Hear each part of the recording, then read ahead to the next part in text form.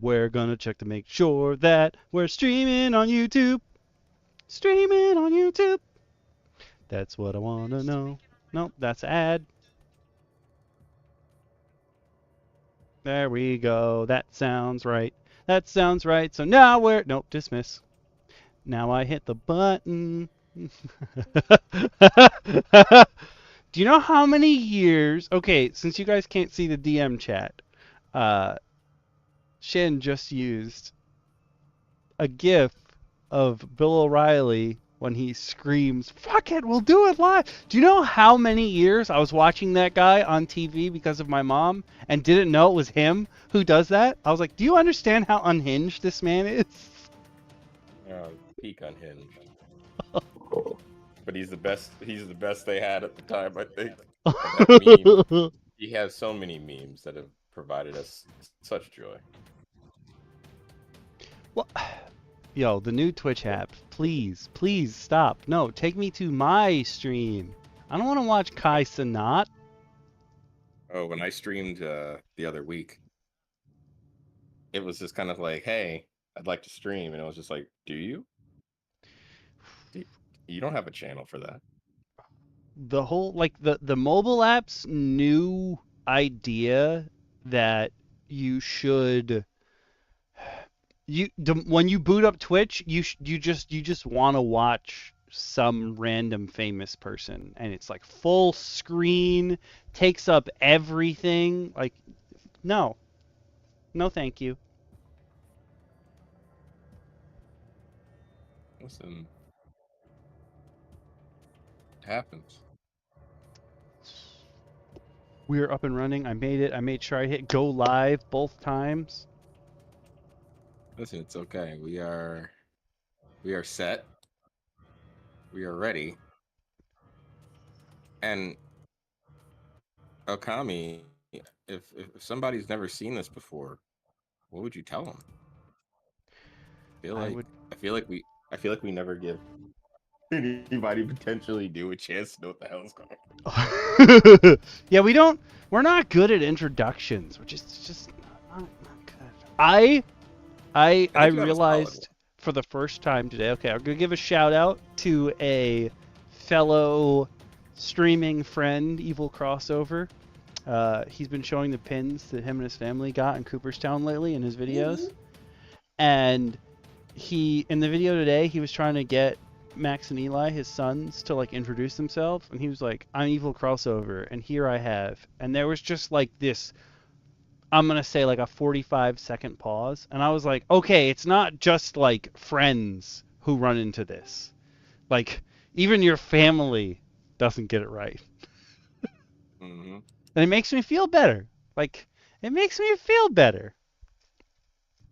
See, I think my problem is, if you ask me to come up with a single intro, it would take me forever. Because that single intro would have to have some form of editability for me, so that I could say something relatively unhinged. Like, you know. I was watching another stream friend, oh my god, what is his streaming name? Oh my god, I should know this. I watch his VODs all the time. Ant Zombie Slayer, who you can find here on YouTube. He was playing. I'm 10 months behind on videos, which is par for the course for me. But he was playing a game called Killer Frequency, where you're a radio DJ in a small town. Let me rephrase. You're a disgraced radio DJ who got sent to a backwater town, and when the game starts, you're on the air, and the 911 operator in town calls you and is like, one of the cops is dead, the other is injured. I have to go the next town over with the living cop to get help. And the only person that I can reroute the 911 calls to is you, because you're the only person who understands how like phone interviews work. And he's like, what? Why?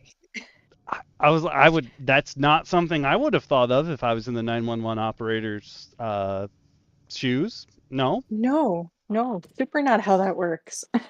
Nope. But somebody calls in and is like, "Oh, I'm gonna set a trap using the radio. Can you, since you guys are the radio, can you confirm what your frequency is?" And the main character's like, "Oh, sure." And my friend who's playing the game is like, "I have not been paying attention to the radio frequency this entire time. But one of the options is to tell your assistant to play the stinger for the radio station, and they give you the frequency in the stinger." And I was like, I definitely know now. This is something I had suggested before, that I could put sound effects and stuff on the stream deck.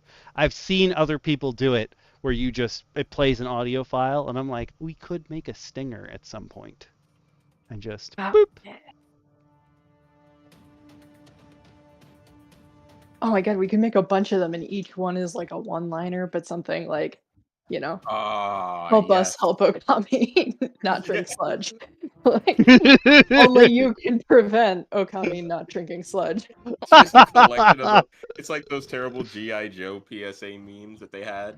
Yes. Back in the pork chop sandwiches. Like that'll be our pork chop sandwiches. Except we prefer if you ate a pork chop sandwich versus sludge. Yeah. Yeah, I'm thinking like, just wildly ripping off things like Smokey the Bear and stuff like that. Oh yeah. I can put Uncle Sam pointing at the camera because now I know how to do things like that. Yeah. We want you. Yes. Oh yeah. We need to get Uncle Murmur. Someone just needs to put a hat on him. Sam hat on. Yes. Yeah. Please. You have to put a hat on Murmur and just remove the pointing finger from Uncle Sam and just Photoshop it in front of Murmur. Wait. Like it doesn't matter if it looks perfect. Murmur or the angry raccoon? Ooh, the angry raccoon with the point from the corner. Oh, yeah. The point from the corner. Yeah. Okay, so this is our first call for fan art. Please help us. Yeah, please. Somebody who is better with images than us. If you're watching this and have the skill set necessary to do so, we would happily appreciate you reaching out to us, any of us, and we will happily work with you to figure out how to get this done, because I think our angry raccoon friend in the corner with just the finger, like, we want you. We need? We just need the fingers separate at this point to just raise up out the corner. Actually, Okami, if you can send me Murmur and the angry raccoon, I might be able to PowerPoint engineer this. I love it. Oh, different. I didn't think of different layers. I was just thinking about how I could magic lasso Uncle Sam's finger and put it in. But then the idea that instead of making a transition, I was like, can I make an animation that plays with a transparent background? And I was like, I could just make a GIF.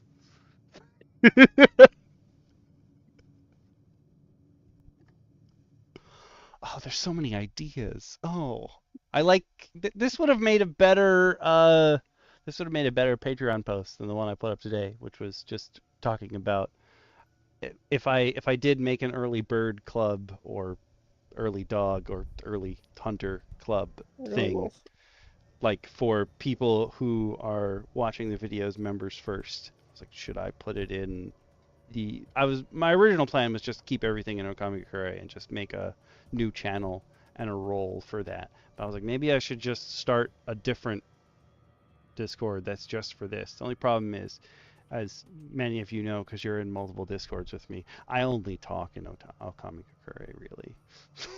It's true. The others are there. I just didn't use them. Yeah. I have to say the one that I am in with you, that is just a couple of our friends, and the SuppleMENTAls one, I talk in both of those more than I do for the one for my job. Good. Oh my god. We never left. I realized this the other day. Shin and I never left. We have like 4 Discords for work, and we never left them. Nobody ever uses them. But I was just, the other day I went in one of them and I was like, do Do I leave? No, I want to hear funny stuff if someone puts stuff in here. Yeah. And also, they won't, because they don't know it exists. But on the off chance, I need to know. Yep. It's a need to know, and we're the ones who need to know. Your guys' old job was like the most sitcom-y, cringy thing I have ever heard of. We and were. I went to a university that was Seinfeld. Yeah. That's just I hurt every day listening to what you guys were going through. And I didn't even know you then, Shin. That's true. I feel like we knew of each other. Yeah. But we had never had a conversation. And in my head, I think the first time Okami told me about you, I was just like, and here I am. at this horrible place. I'm like, Okami, we gotta get out of here. We gotta run. I feel like at some deep spiritual level, all of Okami's friends know each other because he talks about everybody to everybody so much. Yes. I'm pretty sure by the time you and I were on here together, I was like, I think you know everything about me but my shoe size. Yeah. You get to this point where it's just kind of like, you hear a story about one person, then you hear another story, and at first it's hard to pinpoint all of the people. But the way Okami explains people, you instantly create this tagline for that person's name. Yep. It's like, bam, this. And it's just kind of like you meet them and you're like you said, you know everything but their shoe size because you just instantly meet them and they go, oh, hey, my name is blah, blah, blah. And you go, oh, okay, yeah. I'm just going to download the archives of everything I know and sort through what I should and couldn't remember. I was once... Oh, no, go. No, you go. I was going to say, I was once told that my... How was it phrased? My most favorable trait, I think is how it was phrased, was how inclusive I am. And this was on this was in the context of being in any kind of relationship, platonic or romantic. I was like, that's a very specific thing to point out. Yeah. But it's so true. It is. Now that I'm older, I get it. The one thing that I feel terrible about with all of your friends, and actually this goes for your family too, is that I am really, really good at remembering faces and really, really bad at remembering names. So there are definitely times where Okami's been telling me about somebody, and I'm like, what is the deal with this person? And Okami's like, you know this person. You have hung out on multiple occasions. And I'm like, oh no.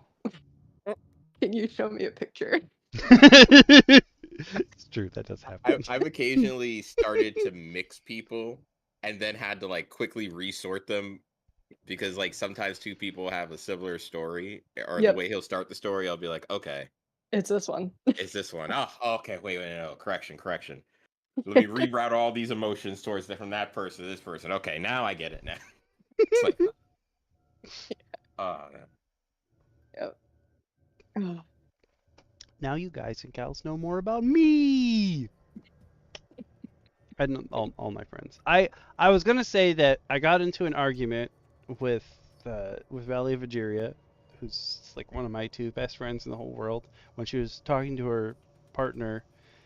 We were having a conversation, me, her, and him, and I described one of my exes as second cheating ex, and Valley of Ageria knows that person. I met my second cheating ex through Valley of Ageria, and she was like, she has a name, and I was like, okay, hear me out. Are you gonna remember her name or her epithet to her partner? Her partner was like, oh, I'm gonna remember the epithet, and I'm like, exactly. Now you know that's who this person is. Yes. Yeah. I miss epithets. Last names are overrated. I want to go back to being, somebody that's something. I would love that. Maybe I wouldn't be so bad at names then. We yeah, could because all you would become have to the get- leaders of our own commander decks. We'd all be legendary creatures. We all have an epithet. But that's the thing. Like, I don't know what it would be, but I would hope that because you couldn't give it to yourself, it would have to be given to you. Yeah, see, that's the problem. I would only hope the event in which my epithet was created was suitable. Was either simple that or makes sense. so heroic that it just affords me a life of calm and peace. Not something that's gonna have people like hunt me down for blood sport because I accidentally was the last person alive in a like giant gladiatorial arena with a king, and the last person standing was the new king, and all of a sudden they got there, and because I was underneath enough bodies, I was the last one standing, kind of thing. Because now I'll have people hunting me. You don't want that. But that could also be a fun way to start a D&D campaign. That would be. Look at that flavor. It hit me as I was explaining it, and I was like, there goes that flavor. That's a really good hook. I was like, I might need to use that for something. Jots down. I have a notebook of. I have two notebooks and an Excel spreadsheet full of random ideas that I've come up with that could be turned into like story hooks or adventure ideas. I have several of those too. Yep. I don't know where all of them are at the same time. Yeah, one of my main jobs in life is just keeping them away from my toddler. Fair. Fair. At least for now, until they start generating their own ideas and thus need their own idea book. Yeah. Yes. Pause off until you can write.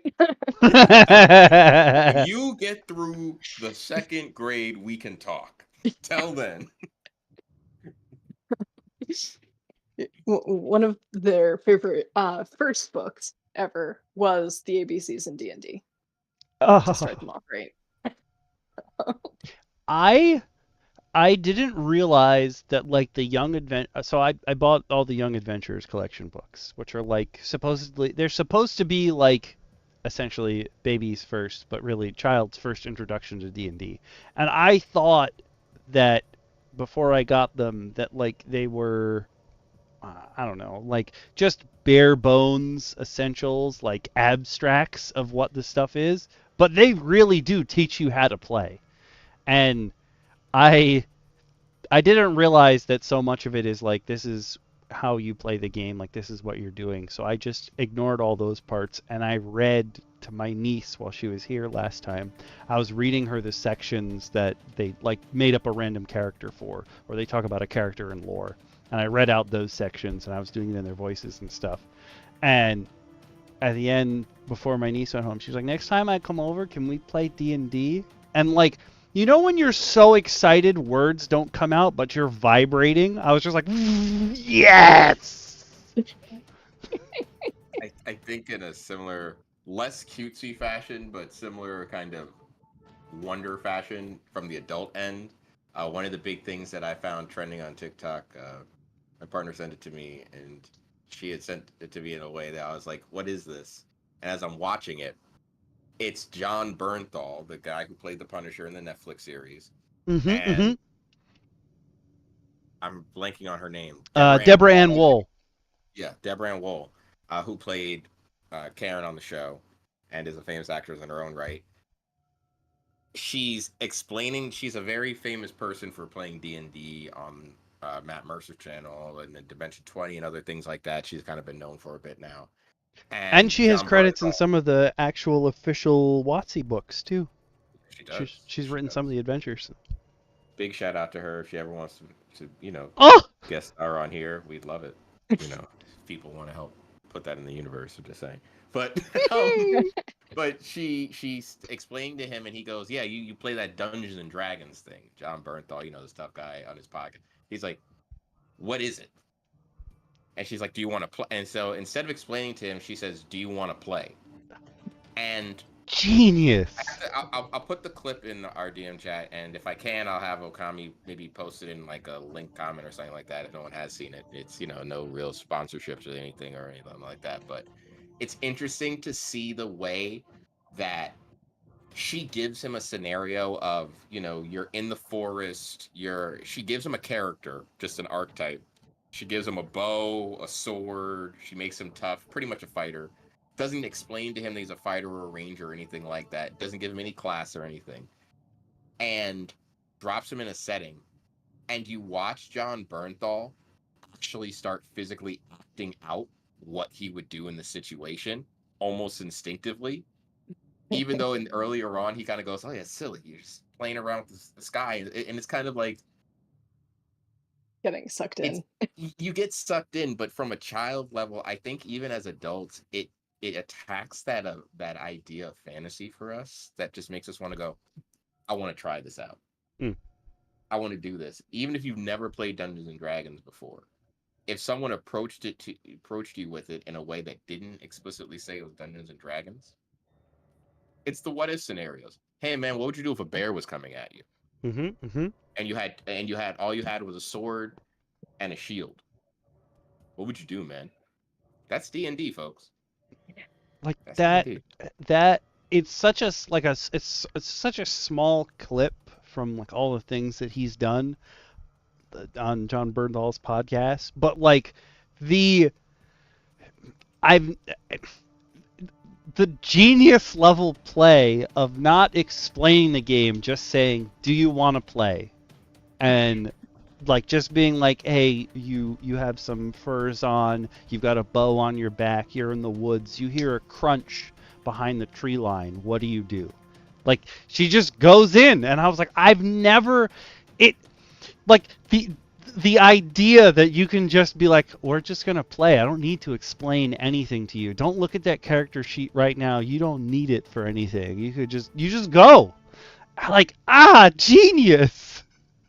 I think though, as DMs, that is the way we kind of eventually learn to approach D&D. Like, including Dungeon Mine, who's not here right now, and DM Bacon as well.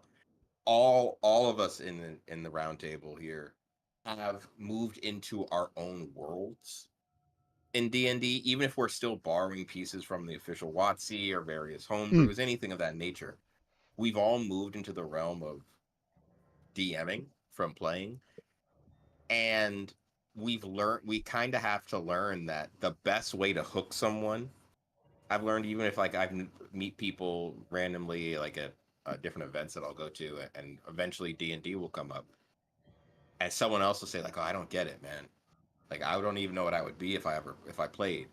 We have a buddy of mine. He's in a band.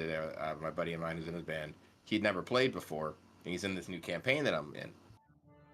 And he was asking me, he's like, "I don't get it, man. I was looking at all these books and dice and all these things." And he's like, "I just didn't get it." And so I kind of just asked him, like, if you had a fantasy version of you, what would you do every day? And he's like, "I don't know, man. I'd probably be out in the woods, like checking stuff out." I'm like, "Cool. So you'd be like a ranger. Like, would you like?" And I explained like the basics of rangering. And then he was kind of like, "Ooh, maybe." He's like, "I got this idea, like if I was an elf, but like I really," and then he started to really explain what he had delved into and where the fog and confusion had come up, where he had found that elves have various, sub races and all these different things, and it can get confusing to navigate the very first time. And I told him, just forget all that. I was like, "You want to be an elf? Cool. You're an elf. What elf you are, you'll figure out later." And I was like, "You want to be a ranger? Dope. Be an elven ranger and build from there." And now he's playing that character, Gideon, in our campaign, and it's dope. Hell yes, yeah. And yes, it's Gideon stolen from Magic the Gathering, because he is a Magic the Gathering player as well. So then why not? Listen. Like we've said many times before, and many people have said it also. Like your first character is you plus anyway, so yeah, just jump in. You're everything in D&D accretes with time. You get more the flavor tacks itself on as you go.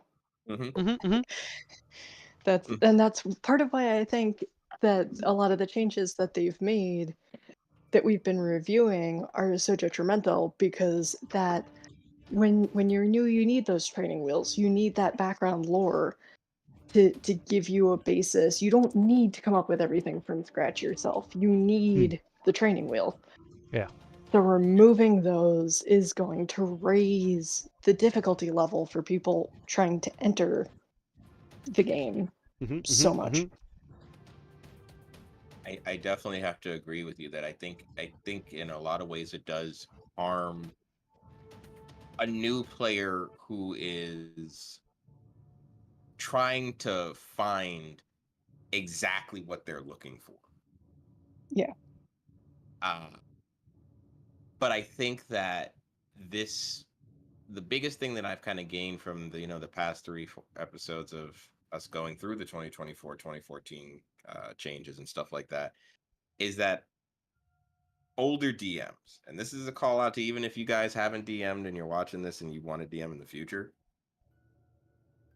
don't take the book as law. Right. Because now, if ever, it's going to be a bigger onus on the DM or the GM of the game to really push the character out of their character sheet. Yeah. Yeah. So I agree 100% with all of that, but I do want to say, okay, internet-wise, it seems like the rogue changes are the least liked, and I'm not sure how that can be possible based on what we've gone over already. Well, but I think that's a let's great get segue. to it. Yeah. Yeah, I think that's a great segue, because if it's worse than Monk and Ranger, then DM Lacara, Dungeon Maya, and I may all have to hop in a tiny unmarked van and visit WotC. What is wrong with you people? What are you doing? I will also add that I have a friend who messaged me today and was like, "Hey, I wanna get into D&D. How should I start? Which book should I read all of first?" And I was like, "Don't read the book back to front. You don't need to. You don't have to be stupid like me. Like, I've read the books back to front. You don't need that knowledge, and you're not gonna retain it because you're not using it." Oh yeah. Oh man, Okami, did you see their post with the Asterion and Karlach adventure? No. I'm so disappointed. I got a link for you. I'm just gonna drop in our chat. I was gonna put the Baldur's Gate 3 cast was in Commander's Legends Baldur's Gate before the game released. It was a magic set, so like all those characters exist as magic cards, but because the game is just blowing up now, they're making secret lair releases for like each of the individual characters, and they're reworking old cards, and like in some cases they're getting 1 or 2. I happened to be building a deck yesterday, and I was like, yo, should I put Asterion in here? And then I was like, I don't know if I want to put somebody this famous in a deck I'm playing, because then people are going to be like, Asterion!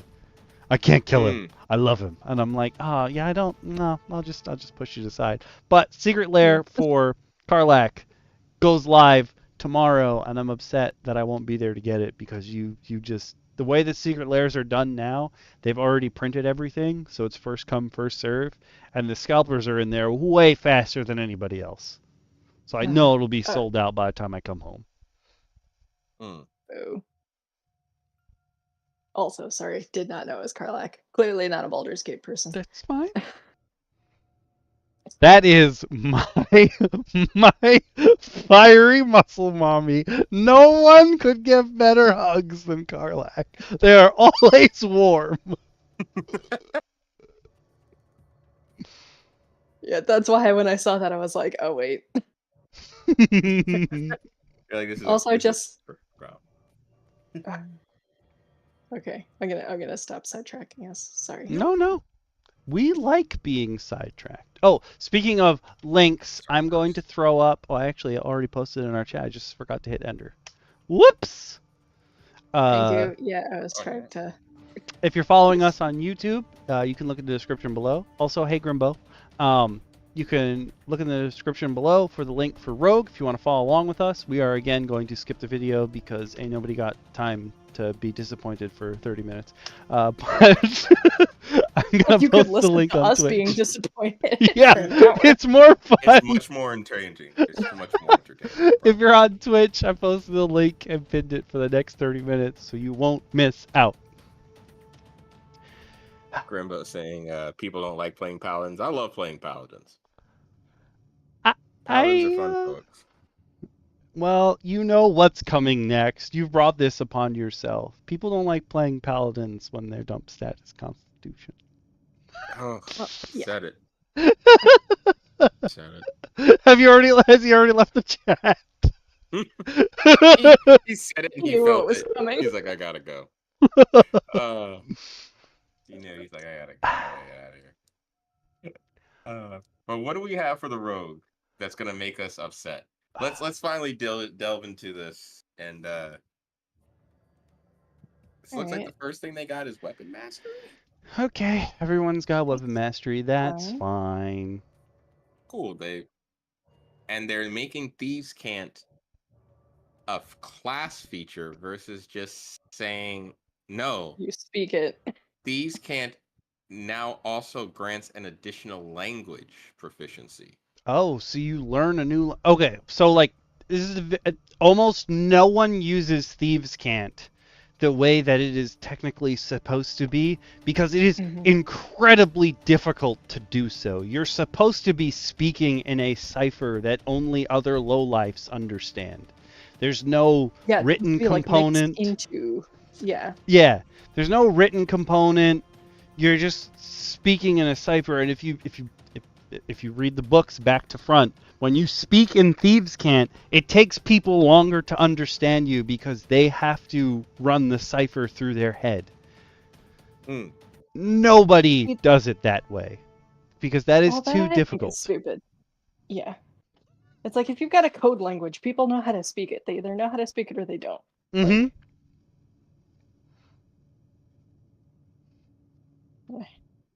Okay.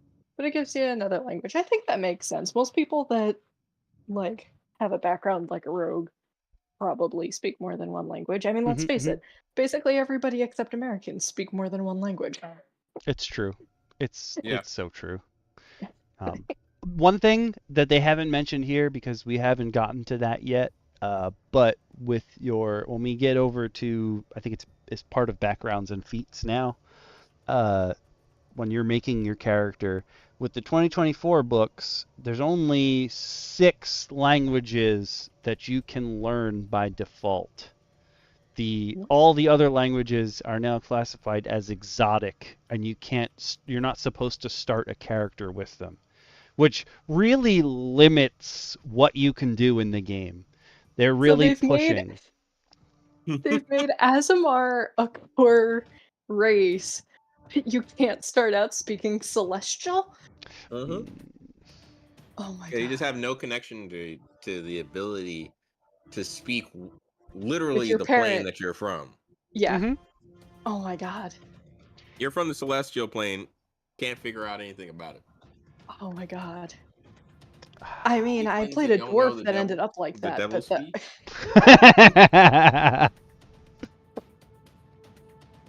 so stupid.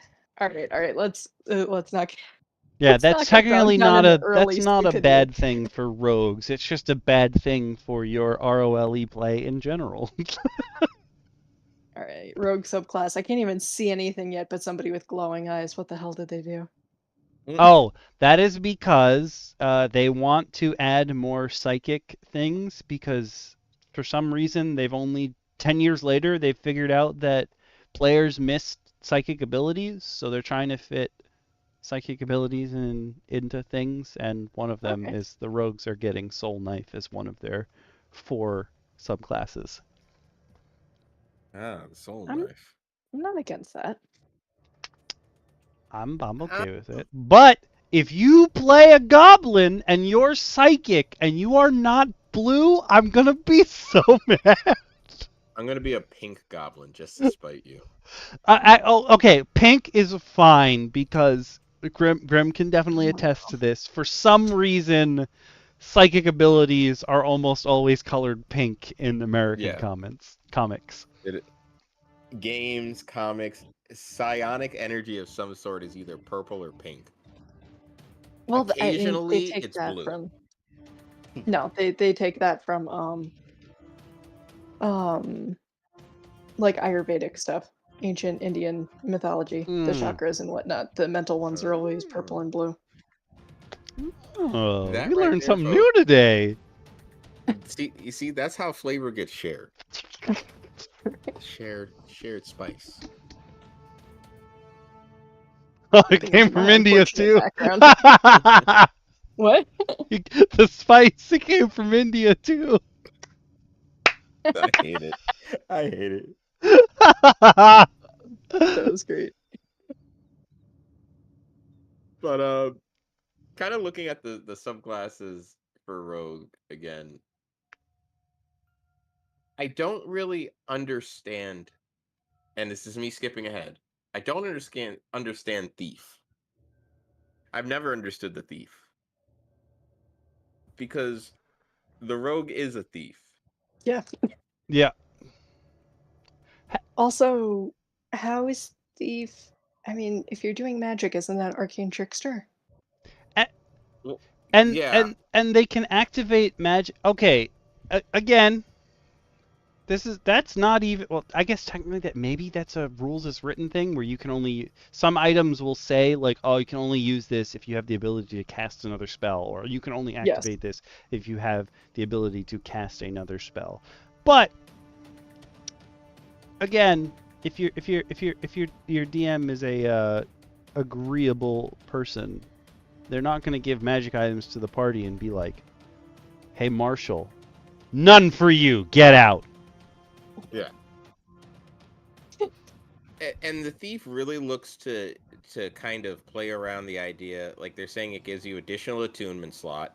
It gets you a chance to activate magic items without expending charges and use spell scrolls no matter your class or spell casting powers. So basically, they're creating a Thief class that's a non-magical mage, is a Feels more like an artificer. Magus. Yeah.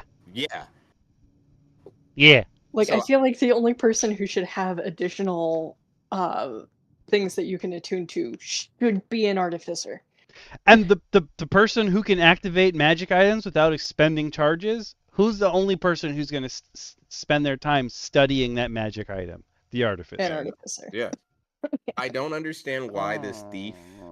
My gripe has been this for ages, and I always wish that the Thief class had a like throne or some kind of like poison mechanic attached to it sensibly, like a true alchemy class that throws potions around, like a brewer that is that is cunning. You would use cunning and all that, but you would use smoke bombs and stink bombs and acid bombs and stuff like that. Yeah. And that those spider guys druid multi-class. Yeah. There's also a really good using magic actions. I could see it.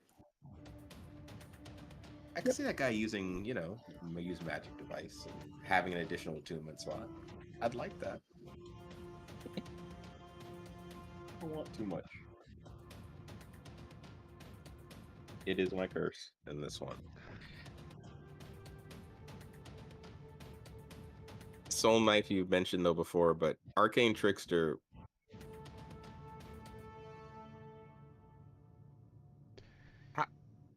What's your opinion as DMs on Arcane Trickster as a subclass?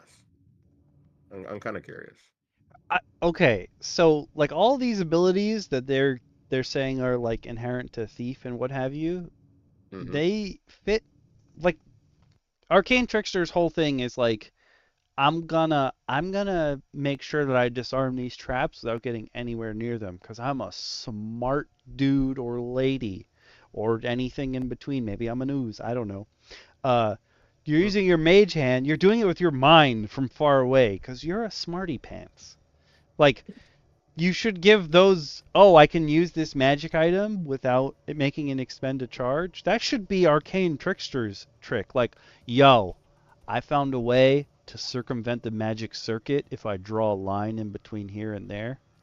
Mm-hmm. Yeah. And also, Arcane Trickster just sounds like they should be kind of a malevolent bard. That does not really scream rogue to me. I will preface this with, I have never run a campaign with a rogue because all the people I play with are painfully honest. But but yeah, no, I've never seen. I have seen it be used, and it's usually like, all they do is just like abuse the invisible mage hand. That's the only thing I've ever seen someone do with it. There's a, I think it's from Heroes of Solon, but I'm not entirely sure. But there is a miniature set that you can get online, and like when you buy it from Amazon, I'm gonna put a link in the description below because I've bought it from Amazon. It wasn't even something that they asked me to review. I just went and bought it because like, oh, this is cool. It's a bunch of like random minis, but inside the box is a little like sticker with a QR code on it, and the people who made the minis and are selling them have like a 300-page source book that you don't know exists until you get the minis and go to the link in the QR code. And in their world, there's an Arcane Trickster rogue. She's the captain of a pirate ship, and I repurposed her for my world. And like, realistically, the only trickstery part of her, besides the fact that like she's a daring do and likes, can get herself out of scrapes, is that no one expects her to have offensive spells. So like, if you get too close to her and she doesn't want you to be, she can be like, look at my gloves, burning hands, and like that's the only trickstery part about her at all. Yeah. And they're getting this ability to swap out cantrips each time they level up, but again, they're only getting the wizard's cantrips, so I don't really understand what they're swapping around to. Most of them take one of the bolts, mage hand, and maybe like predigitation or minor illusion or something like that, or even like sending or message sometimes. Like, oh, that would be useful. I was thinking mending, but only like you'd have to, again, like, well, I guess you could be like if you're going through old abandoned dungeons and what have you, and there's like papers around, you can mend them potentially to restore what was on them, that kind of thing. Like some purpose for actually having magic. Also, I just want to say, in one of the recent books, me saying that you're going into old dungeons looking for items, it is not thinly veiled at all that many of the dungeons in the Forgotten Realms only have magic items in them because Elminster goes to the dungeons and leaves items there to make sure that adventurers have a good time. Oh my god. You know what I would do? A little bit of lore. You know what I would do if I was an Arcane Trickster? If I was like building an Arcane Trickster? Jumping off of your idea of taking mending. I would become an art thief. And smash up like paintings and statues and stuff like that so that I could shove them into a bag of holding or something that like it wouldn't normally fit into. And then when you shake out all the pieces later, you just cast mending. I didn't know where you were going, but then my dick hit the bottom of the table. Amazing.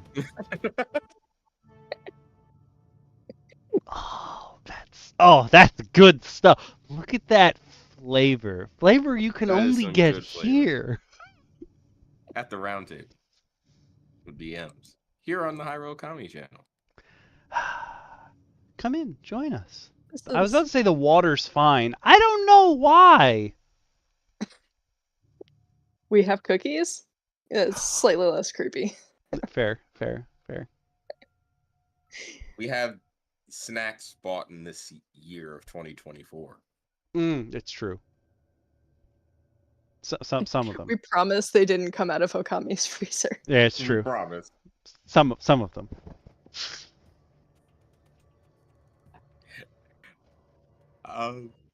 But kind of continuing on, to see the other things that the Arcane Trickster got.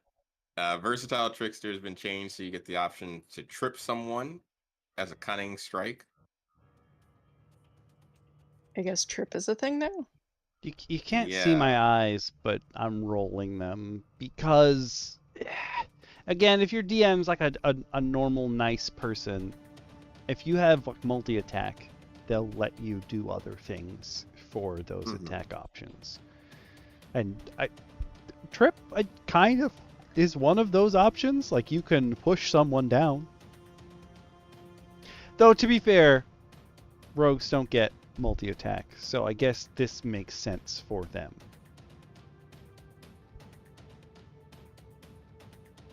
That's one thing I always forget about the rogue in my campaign, that she doesn't have multi-attack. She only has her stupid sneak attack that is always active because she has, it works in this situation, and then I have an ability that makes it work in this situation. I'm like, you could just say I always have sneak attack. You don't need to explain it to me anymore. You just always have sneak attack. I got it.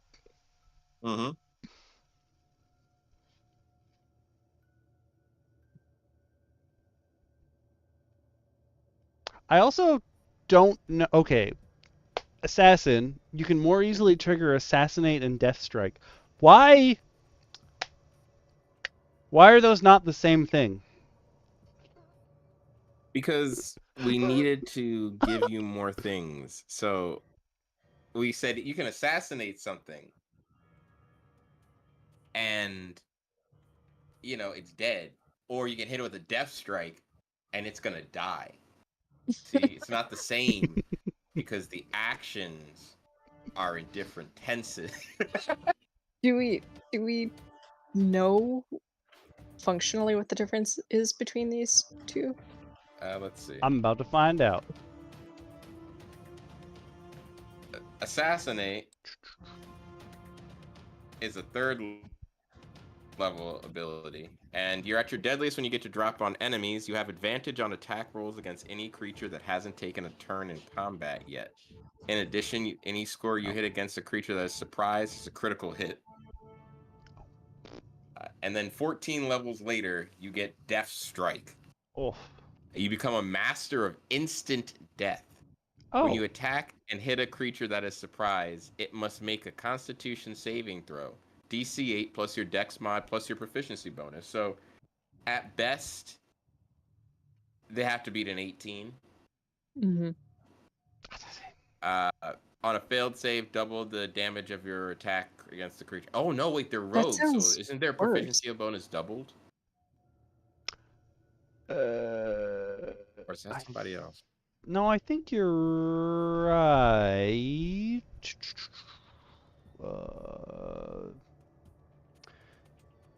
They definitely have.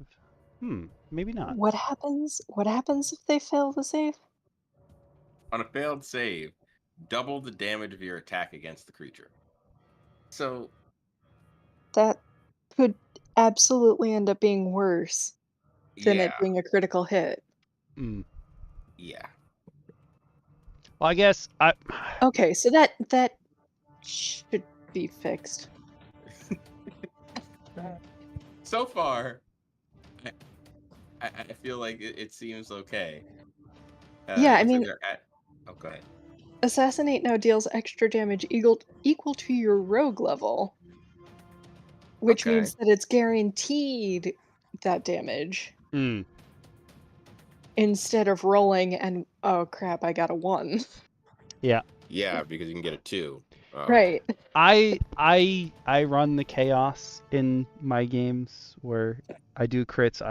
When you crit, all your damage dice gets doubled. So technically you could roll crappily. But Bacon in his campaign, whenever you get a crit, it's maximum damage of whatever your roll is twice. I usually do roll damage, add the max damage of the die, and your proficiency. Oh. Like whatever you would normally do, just add on there the max damage of your weapon. Look at that. 3 different ways to run critical hits, and none of them are wrong. Yeah. They mentioned that you're adept at poisoning and impersonating others, and can move steady aim, supporting hit and run builds. Okay, see, I this right here, reading this throws a flag up for me because I do not like reading the word build. Okay, so like that. The poisons and stuff, if you've come off 2014 handbooks and if you've been playing 5e for a while, there are many different kinds of poison, and there's maybe one of them that they explain explicitly how one can make, but in the new handbooks they've added a crafting system which has like the bare bones necessities, the materials in order to make stuff. So poisons are in there. This makes more sense if you take that into account rather than, like, when I started DMing, I knew that my rogue was going to be like, I want an especially virile poison that I can apply to this enemy so that they die in agonizing pain. So like I had to go online and look up supplements for like, oh, this is how your characters in your campaign should go forage for plants and herbs in order to make poisons, because none of that shit existed. But supposedly with the 2024 Player's Handbook, that stuff will be there at least. Supposedly. That's some flavor. It's burdensome flavor, but at least there's some flavor. Yeah. Yeah, I do like that they're going to give some kind of crafting idea. I've definitely tried to play potions makers and people who have crafts in a lot of different campaigns. So it's kind of cool to see that they're going to actually give you materials that you can look for versus asking your DM, oh, how do I make X item? And either them, like you did, having to search through tons of different things to find something that works, or them trying to come up with something on the fly of like, you need some special leaves from the forest. And yeah. I have Newt. I and Newton 25 gold. And it's like, okay, I'll be back. So it'll be interesting to see that. Definitely interesting to see the crafting system. Sorry, I cut you off. There are going to be potent. Oh no. I don't want you to forget. You had a bone to pick as well. Yes. But yeah, my bone to pick is reading the word build.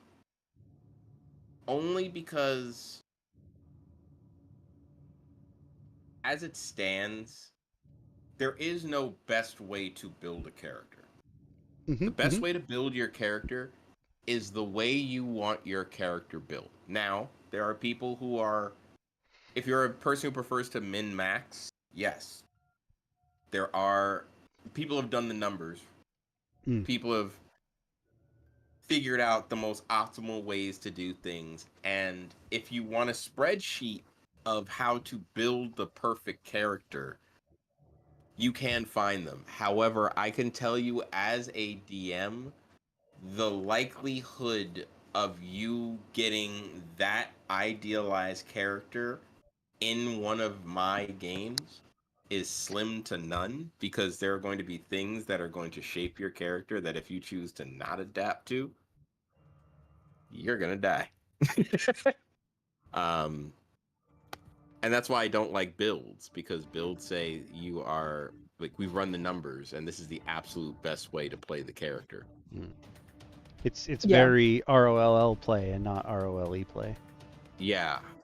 Well, I also think unless you're somebody who's already, it's just not for newbies. It seems like it would be for newbies, but it's not. Like, unless the people who can do that are the ones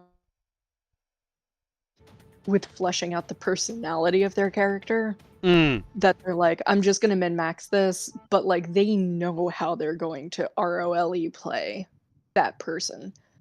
Otherwise, that is go play a Euro game. Like this is not what you actually want to be doing. Yeah. If I had a campaign that was every session, roll after roll of combat, absolutely. Get yourself a build. Care less about the character behind the story, because you're just going to be killing things and leveling up. That's the whole point, you know? I'm throwing a monster farm at you. And for that, you could stay at home, play a video game. Yeah. Yep. Oh my god. I was literally unmuting to say go play a video game. I'm not gonna lie, like everyone knows, well, the consensus is that 4E is reviled because it's too video gamey. But like a lot of these changes seem pretty video gamey to me. This tracks though, because so this is gonna, if you look at the history of WotC and Dungeons and Dragons, and just actually Dungeons and Dragons, even back when it's in its TSR days and the early days of Gygax, D&D is consistently hit and miss on subsequent releases of systems. That's like the Civ franchise. Yeah. And since 2nd and 4th edition are reviled, well, 2nd edition is weird because 2nd edition is multiple 2nd editions, depending on which start and end of D&D you look for. And 4th edition, as you mentioned, was really video gamey. So 5.5 or 6th edition or 1 D&D, whatever it's going to officially become, if it is aiming, it looks like it might be aiming to be more 1 D&D and its own separate, like, 6th edition kind of ideology, then this tracks that it's going to suck. Yeah, maybe we should lead the charge in calling this 6E, so that we can just like get it out of the way and separate it from 5E. Maybe we should now call this 5.5. I had an article pop up the other day that was like, WotC told us all original 5e content would be fully compatible, but after looking at how you build things in This ain't 1 D&D, I don't know if that's true. And I'm like, remember everyone, we have D&D at home. Oh yeah. Oh yeah, no, this is 1,000% we have like, again, parts of this have been intriguing. Parts of this have been interesting to see. Like we just talked about the crafting system, some of the little tweaks they've done, and trying to give people ideas of what they can do in combat and weapon mastery. Cool. But I'm really getting a feeling that that a full 1 D&D or 2024 rules written game is going to be kind of hard for older players to play. If this is the first thing you've ever done in D&D, this is all you know. 2024. Yep. Don't go back. Do not cross that line and come backwards to 2014. You stay in the future. Don't. You're not ready for the past. Okay. You'll be able to do way more things in combat than the people around you, but they're gonna have a storyline, probably, and you're gonna have amorphous blob race and background 1. Yeah, I feel like this is like that classic like story intro where like somebody gets like zapped into another timeline or something. Like everybody else knows what they're doing, and you're the person that just got plopped down in the middle of like the Battle of Hastings or something.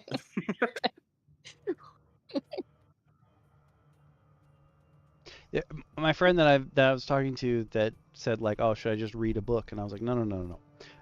One of the things they said today, I was like, well, in the new books, like your race won't have any real bearing on your character because, you know, it could lead to racism or limiting how your character's built because of who they are and their background. And this friend, she's played JRPGs and what have you before, but she's never played a TTRPG before. And she goes, doesn't that make it harder to play your character because you have no background for them? And I was like, yes. Huh. You get it. Huh.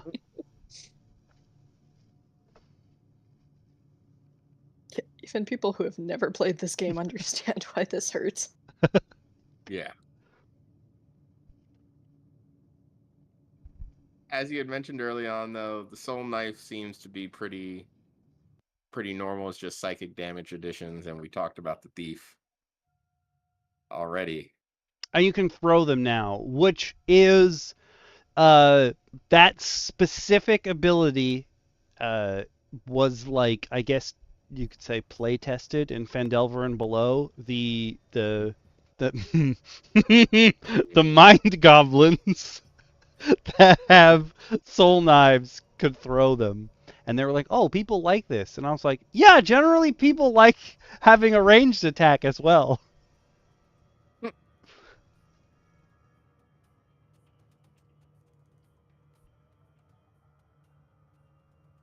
It's a cool thing, though, to give them the ability to throw, to become Psylocke from the X-Men. Yep. Or Gambit. Ooh, name myself out here. You can definitely now make a full Gambit rogue in D&D. You just flavor your psychic blades as throwing cards, and bam, you're a Gambit.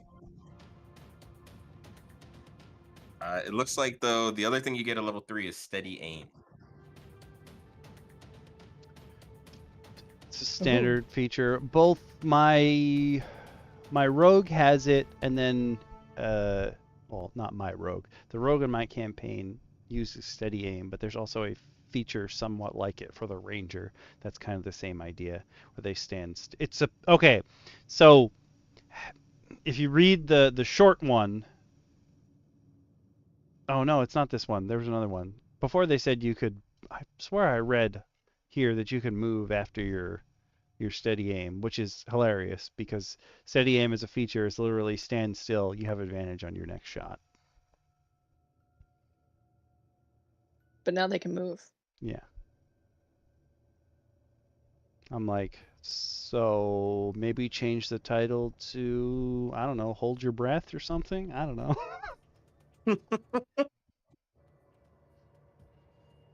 No, that would make that doesn't seem thematic enough. Ooh.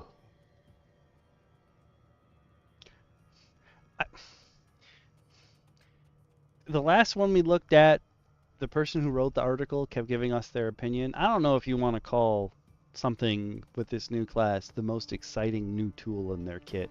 I don't know about that.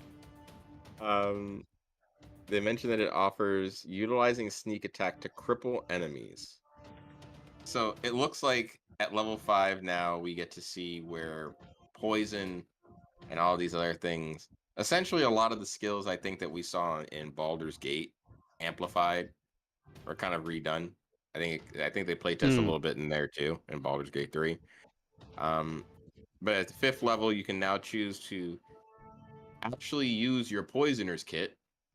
They say put your poisoner's kit to good use. I'd say more actually use a poisoner's kit. Yeah. Because no one has ever actually used a poisoner's kit. Yep. With this option, you must target, you succeed on a Constitution saving throw or be poisoned for 1 minute. And poisoned is not what you think it is in video games where they take damage over time. They literally get disadvantage on attack rolls and like ability checks. Yep. So if you're looking to stab someone with something and make them do additional D something damage, it's not poison. A lot of the times, though, it'll have some some stipulation that's like, oh, if you get dropped to 0 hit points, you're stabilized but paralyzed for the next hour or something like that. Like that's the closest thing to poison, but again, that's not really poison. Yeah. As you would know it from a video game or something like that. You can trip them. It says stick them with the pointy end and watch them fall. That is killing. That is murder. That is not tripping. If you stick them with the pointy end. It's true. If also, they fall out, it's assuming they're using a rapier. The amount of force you'd have to apply to impale someone with like the pointy end and then lift their body up and push them down is crazy. Before the blade broke? Absolutely. And they say to make sure your target is large or smaller. I don't think you're lifting a large creature with a rapier. Or a dagger. Like, are you going to stab them in the shins and then lift them and just be like, whoop? You stab them in the shins and then you roll backwards like it's a German suplex. You stab them with like the little things that you put in the corn cobs to roll away. And when you roll away, you can withdraw to the other option. A hit and run with the withdraw option. It lets you move half your speed without program. Okay. In one of the supplemental versions of 2nd edition, there's an option called it's like a retreating strike. And essentially what you get to do is you get to move back a certain amount of movement, and if a creature moves, you get an attack of opportunity. This is obviously the opposite of that, but it's really bringing me back to those things that I can do in that game that I play in 2nd edition. And that means they really just want this to be combat. Yeah. The rogue in my campaign is the swashbuckler, and they have an ability where if they swing at someone, they don't even need to connect. No other opportunity attacks work against them for the rest of the round. And I'm like, I bet she would hate it if she could only run half her speed. Seems like a nerf to whatever her ability is.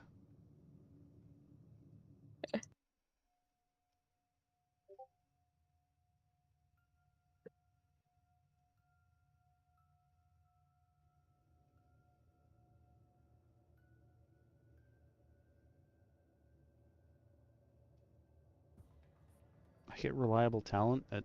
I mean, I rolled a 2, but it's a 37. Grr, arg. Make my stuff so much harder. Thanks. Yeah. It says you'll be good at choice skills. Okay. They're just giving it to you at an earlier level. Much earlier. So they can give you improved cunning strike at 11, which says, hey, you're swimming in sneak attack die. You now get 2 cunning strike options instead of 1 when you sneak attack. That should be dice. Yeah. Yeah. Yeah. Mm-hmm. Let me see how many sneak attack dice do they have by then? What is it, 11? They have 6? Okay, so they're still doing an extra 4d6 damage. Plus whatever other... you're German suplexing someone with your daggers in their ankles. Absolutely. And knocking them...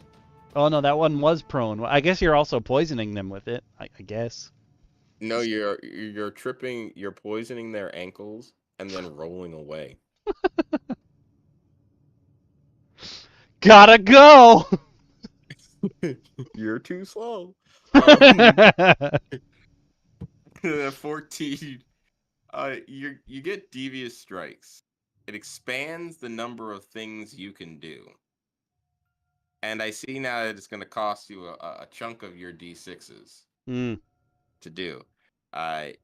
You can now daze somebody. Who says they did it again? They used that word. Who says a support build can't deal damage? If your target Since fails a when has... constitution... Yeah, I don't know any support rogues. What the... support rogue? That's bonkers. Support rogue.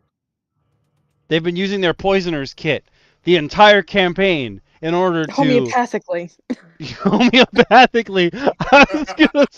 I hate it here. Oh, God. Yes, homeopathically. I was going to say to reverse engineer every poison they've ever come across. That's their whole job. Nope, they're homeopathic medicining in the... I hate it. I hate it. That's perfection. I never hated...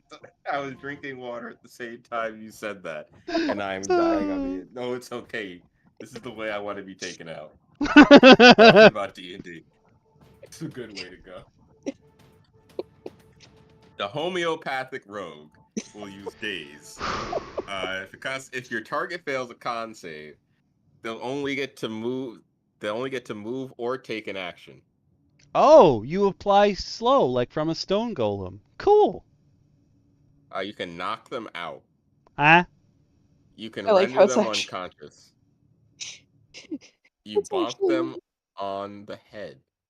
If they fail a con save, for 1 minute, they repeat the save at the end of each of their turns. So hold on. You mean to tell me dropping them to 0 non-lethally is no longer going to be considered knocking them out? I think they're saying that you can do this. Yeah, you can do this without going to 0. Yeah, you can do this first to like knock them out if you're trying to sneak in somewhere and steal stuff. That's ridiculous. Okay. I mean, that's ridiculous. I guess. Oh,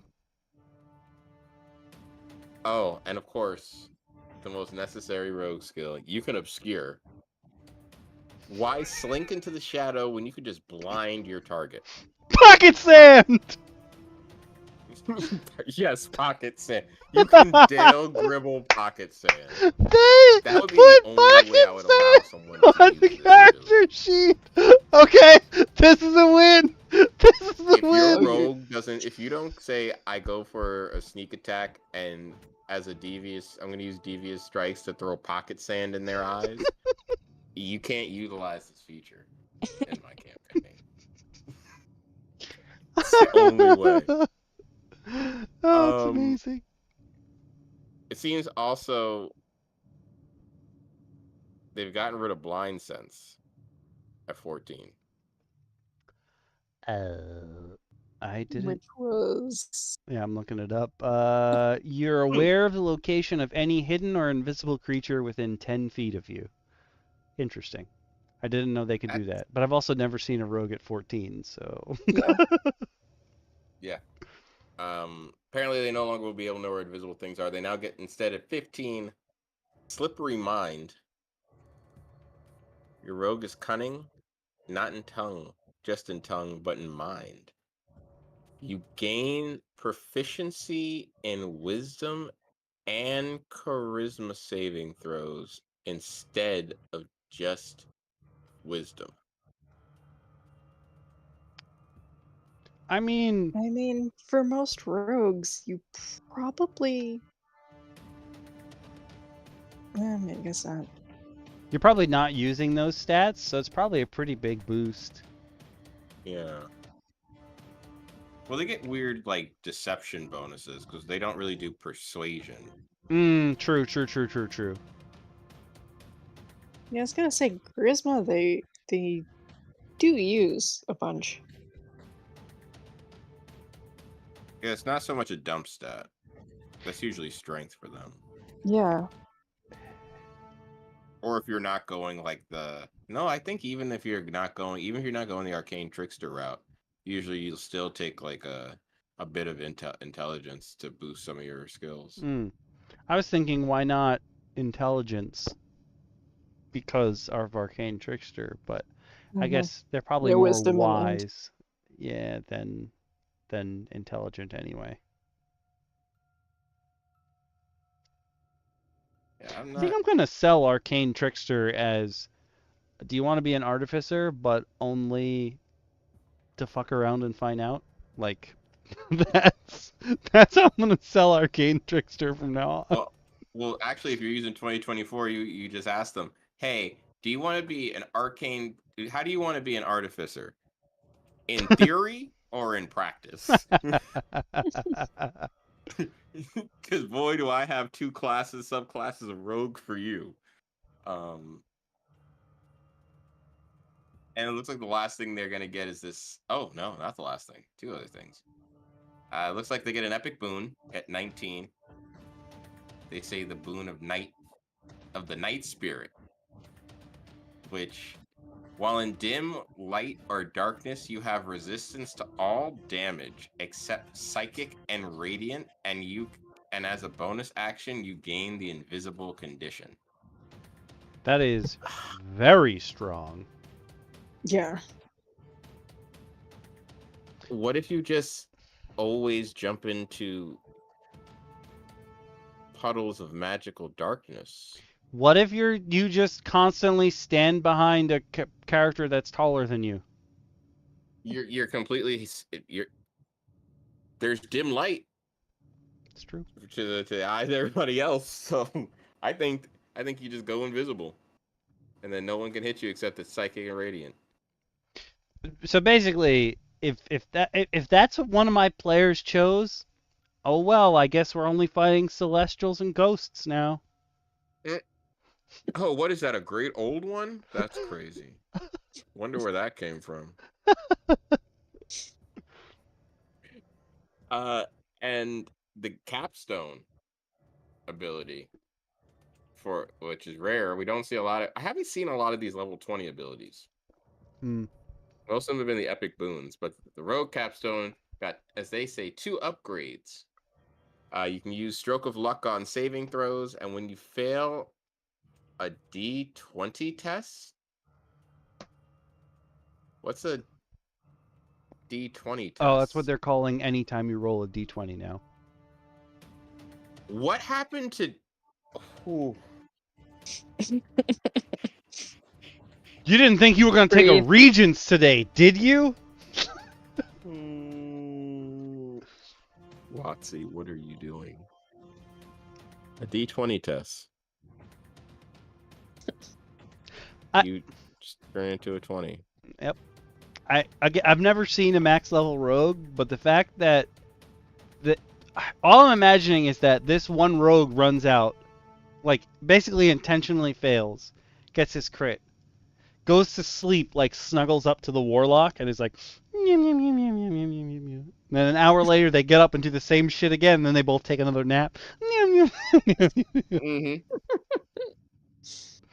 But in 2024, all they have to do is just slink into the darkness. You know, it's true. They just take a nap in a dark corner. Can't even get hit. Unless a celestial walks up upon their sleeping body and is just like, "You fiend! How dare you sleep?" Just blast them with radiant light while they're tucked in a corner napping. Again, this is probably the biggest. We want you as a DM to make your characters hit level 20 push they've made yet.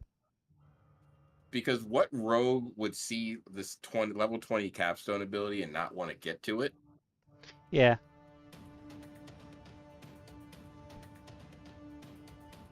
But also, who told you to build to level 20?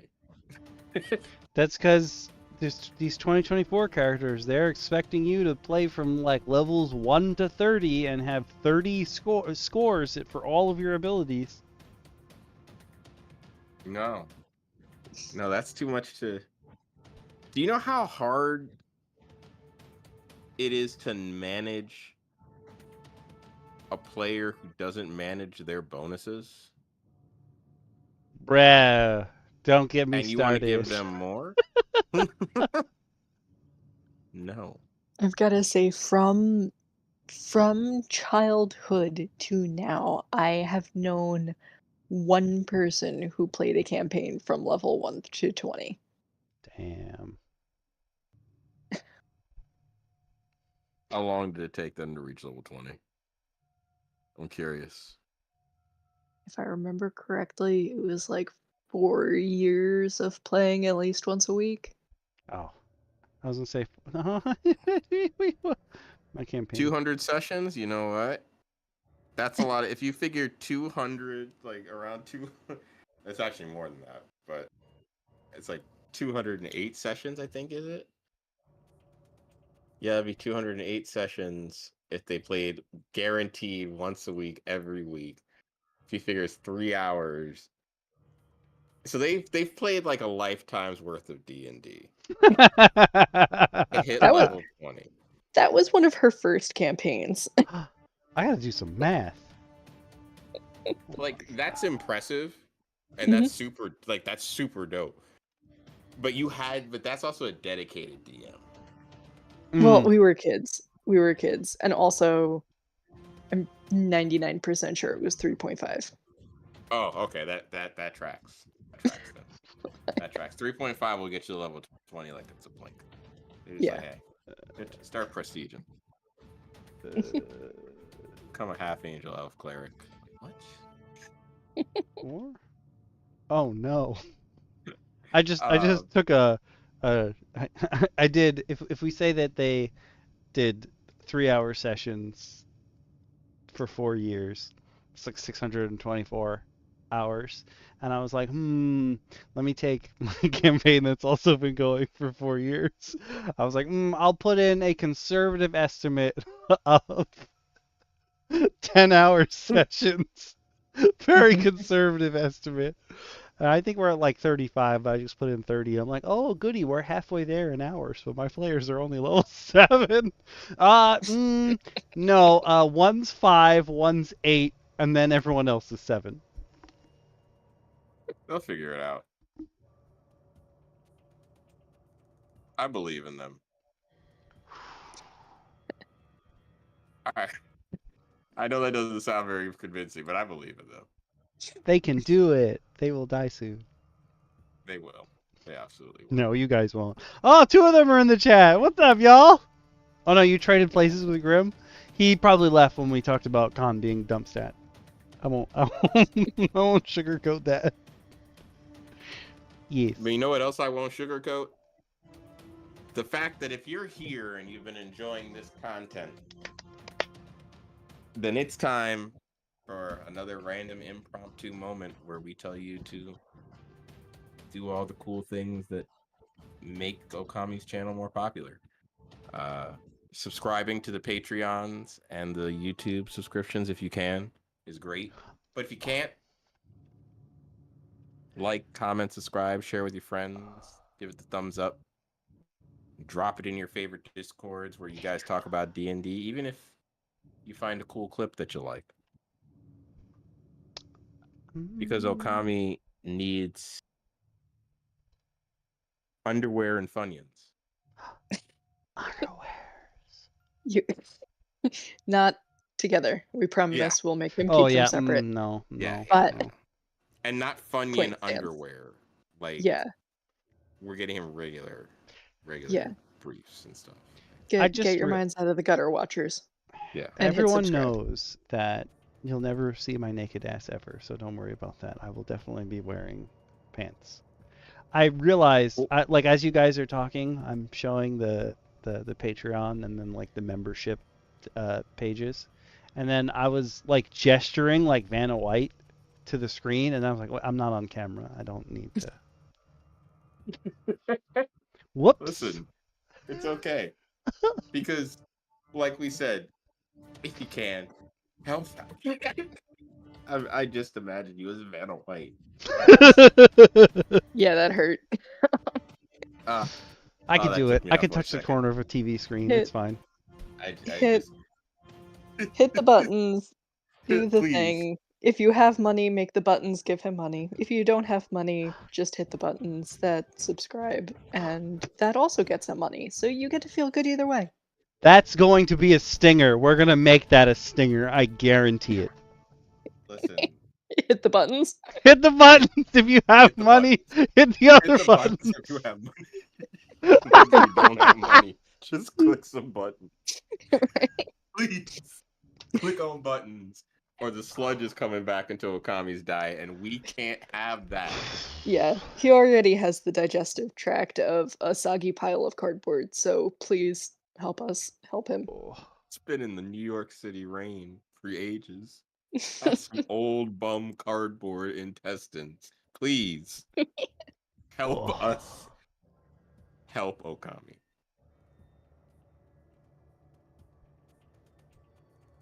Like that.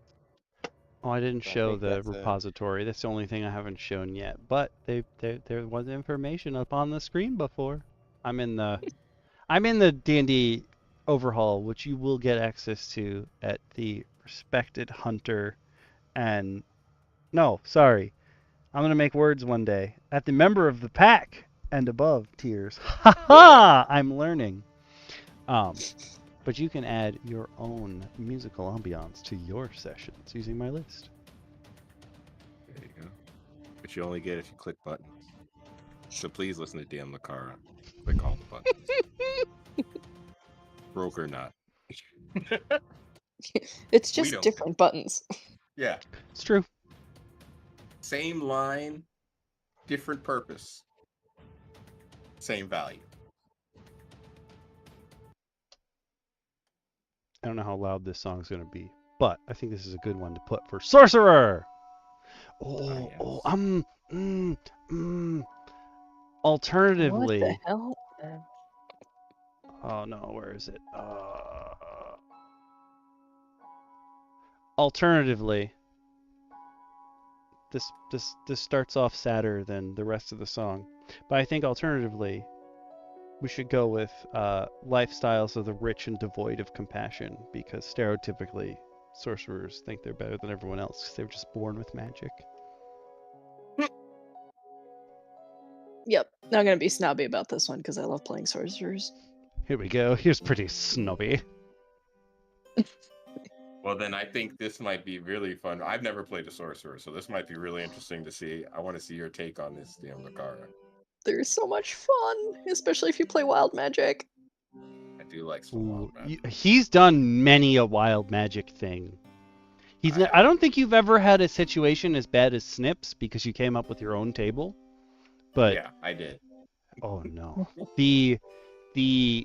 I came across wild magic for the first time hearing Snips' story from Fool's Gold.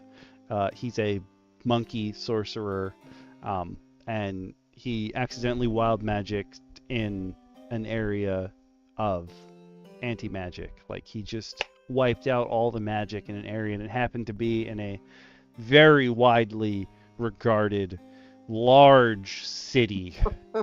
And there's just no more magic no more.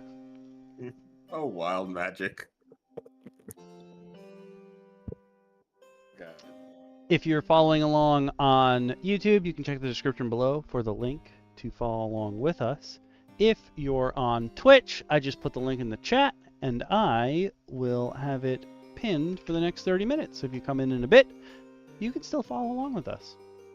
This one doesn't have a video, though, which is good, because nobody got time for that. I'm choking on my own spit. Please stop. I wonder why there's no video. That's kind of scary that they didn't give us a video for this. I feel like there was a video at some point, but whatever. I think this is by our boy again, though. I see Damon Cook. Oh boy. So, is this the one that makes sports references? Yes. This is our buddy, Damon Cook. I already hate the art for it. We get right in, and we've got spellcasting. She's given her best Rita Repulsa at the Prismari Fair. Yeah. Yeah. Like, she just strolled into the Strixhaven ball, and she was just like, "I'm gonna be Rita." I just thought of that.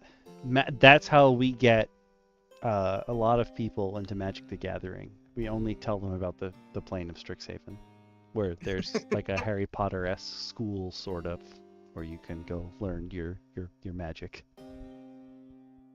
I mean, that does fit the Sorcerer. Mm-hmm. I know a lot of people would say, "Oh, it's wizards." No, you're born with magic. I guess you could. In there would be. You can also say, well, yes, clearly the vibe is Harry Potter. There's also a lot of very terrible, like, Superman trope going around.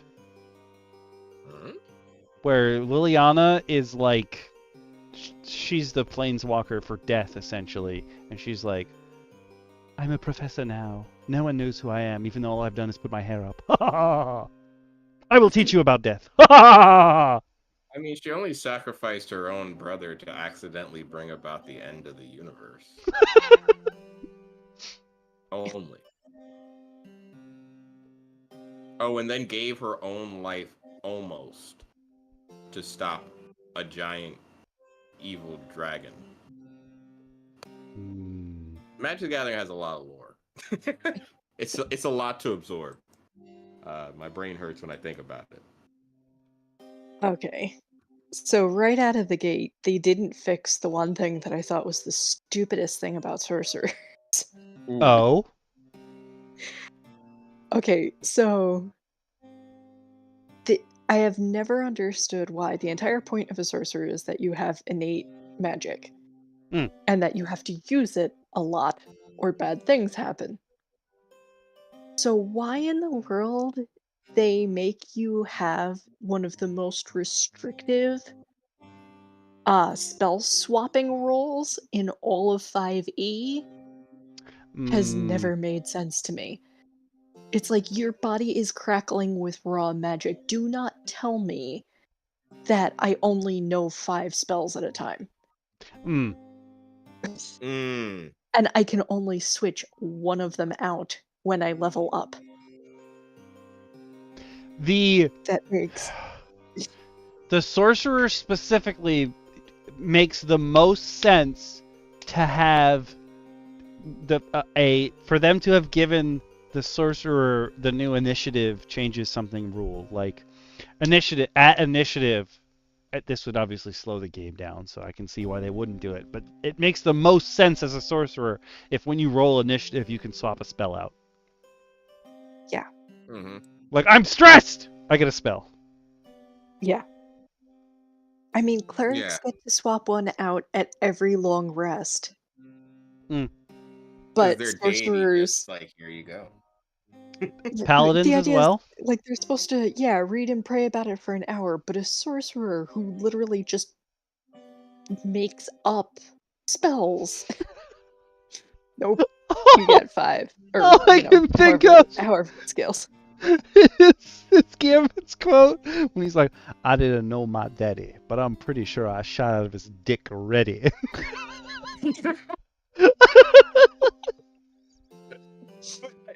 I do agree. Like, I feel like if you're in a dungeon and your party takes a short rest, and your sorcerer is just like, maybe I should have these spells. They can think of the spell. I had a quick think, and this is what I came up with. Especially that, like, you're made of magic. Like, you just thinking about stuff should make it happen. Yes. Especially with meta magic the way it is, you're learning the art of crafting magic. Yeah. So why is it you can't just craft the spell you need? Well, that was... Yes. I never understood why you couldn't take a more powered by the apocalypse kind of view towards magic when it came to sorcerers, of like, I don't think they should be bound by a specific spell list. I think they should be able to describe what they want to happen, and then the DM tells them how many spell slots it's going to cost them to do it. Like, I've always liked the idea of the bloodlines for them. Like, in that being the constraint in a way. Yeah.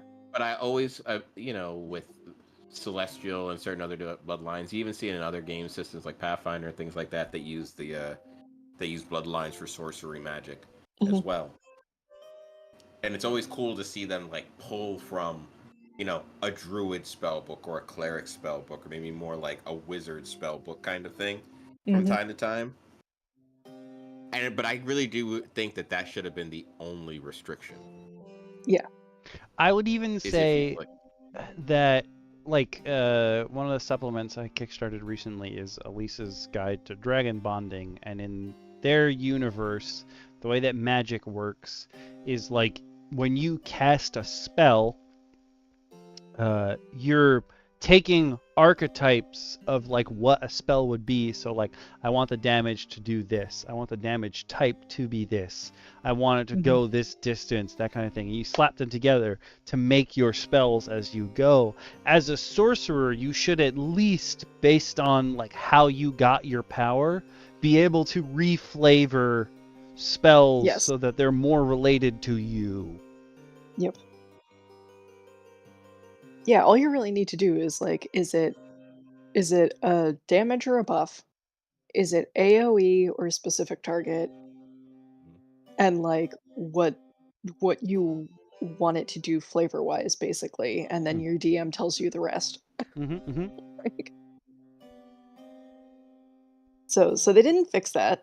Also, apparently, sorcerers have to prepare spells now too. And you still can't edit your spell list unless you're leveling up, and then you can only do one. Yeah, so I don't know why they changed it to prepared versus always, especially in this case where it's not. The only thing I'm hopefully looking forward to, I haven't scrolled down yet. I don't know if it's there, but some of the subclasses for Sorcerer came with spells when you got to certain levels, but not all of the subclasses did. I'm hoping at least when we get down to subclasses, they're like, these are the spells you'll get at certain levels automatically when you become that. Because like we said, like cleric domains. The magic is in you. Like you, somewhere along your line, somebody got frisky with some highly magical being. Like that energy is in you. It's got to come out somewhere. Yeah. Nope, it doesn't look like it. I just scrolled down. Okay. All right, so that was a huge missed opportunity. What do we got with innate sorcery? Magic is in your blood, but highly restricted. With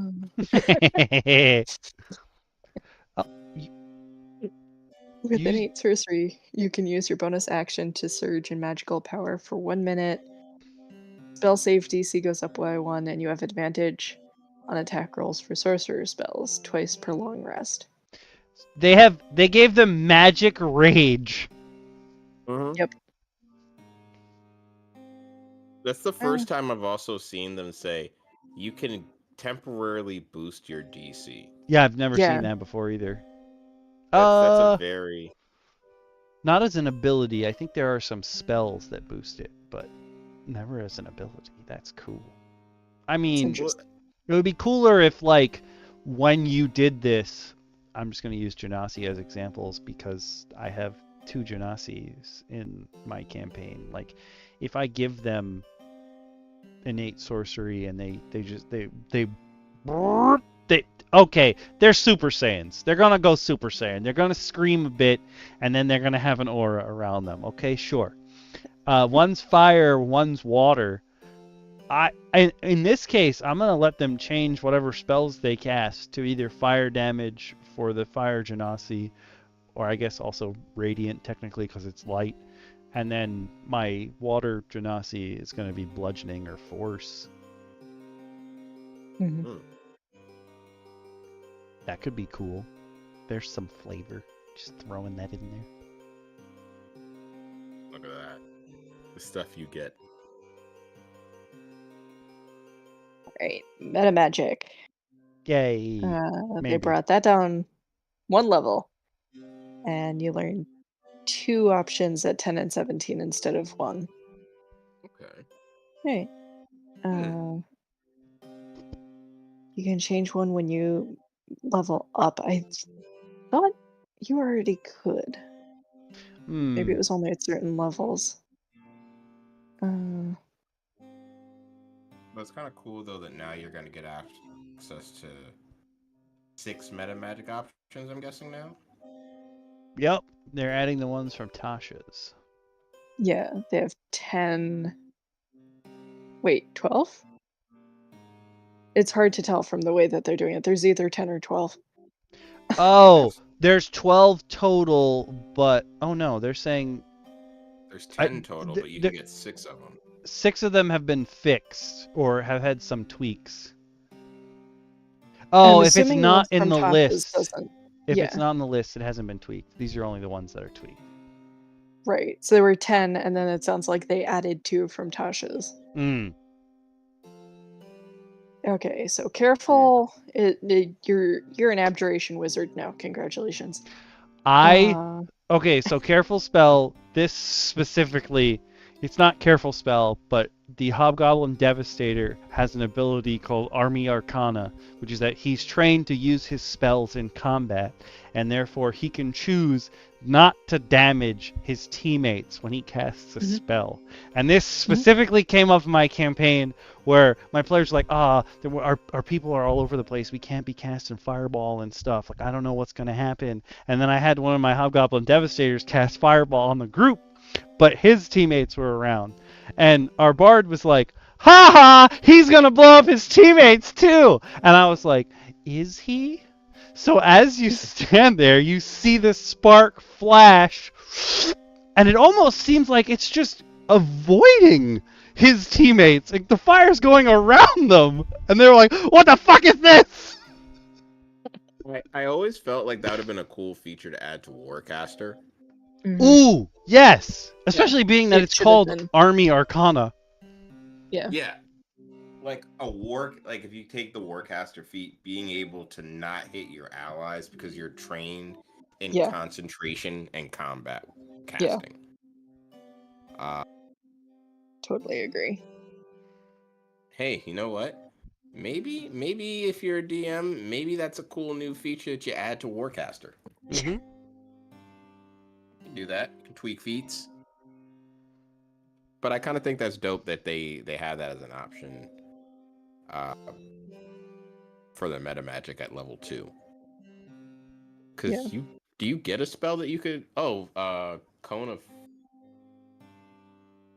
is Burning Hands? Can it hurt an ally? Yeah, if you're standing in the wedge. Okay. So yeah, you can Burning Hands without killing your teammate. I was trying to think of the name of the I was gonna say the blue version of it. Cone of Frost? Yeah, Cone of Cold.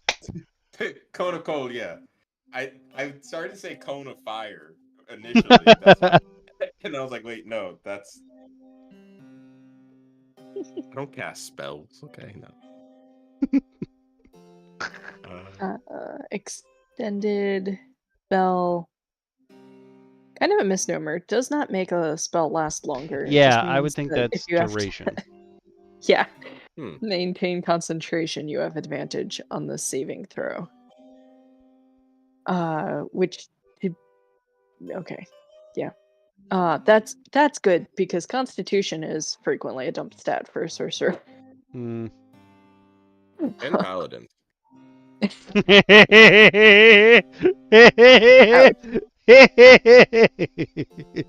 They made heightened spell cheaper.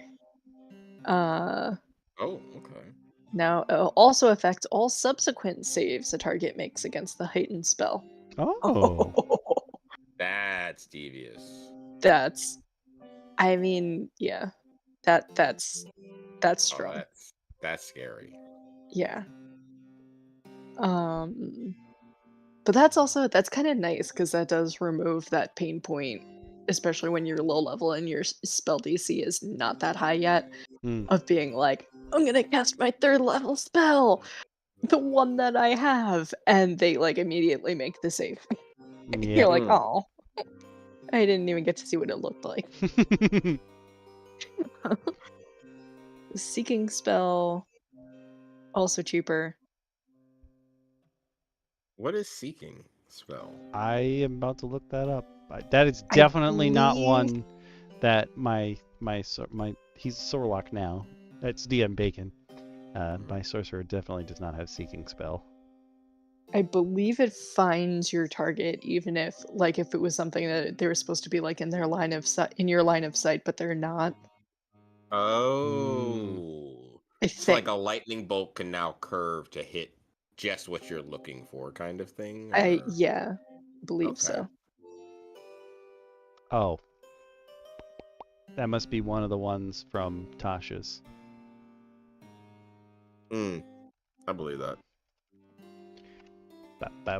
Somebody else has this. Thank you.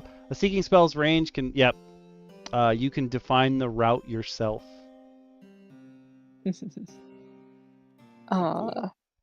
Subtle spell, I can't imagine anybody who actually used subtle spell as written. Subtle basically let you ignore the verbal and somatic components of a spell. So that, your hands are tied behind your back and you're being interrogated, you can still cast something. Now you can also ignore the material components. I'd love to know how you were ignoring somatic, but not material. Now,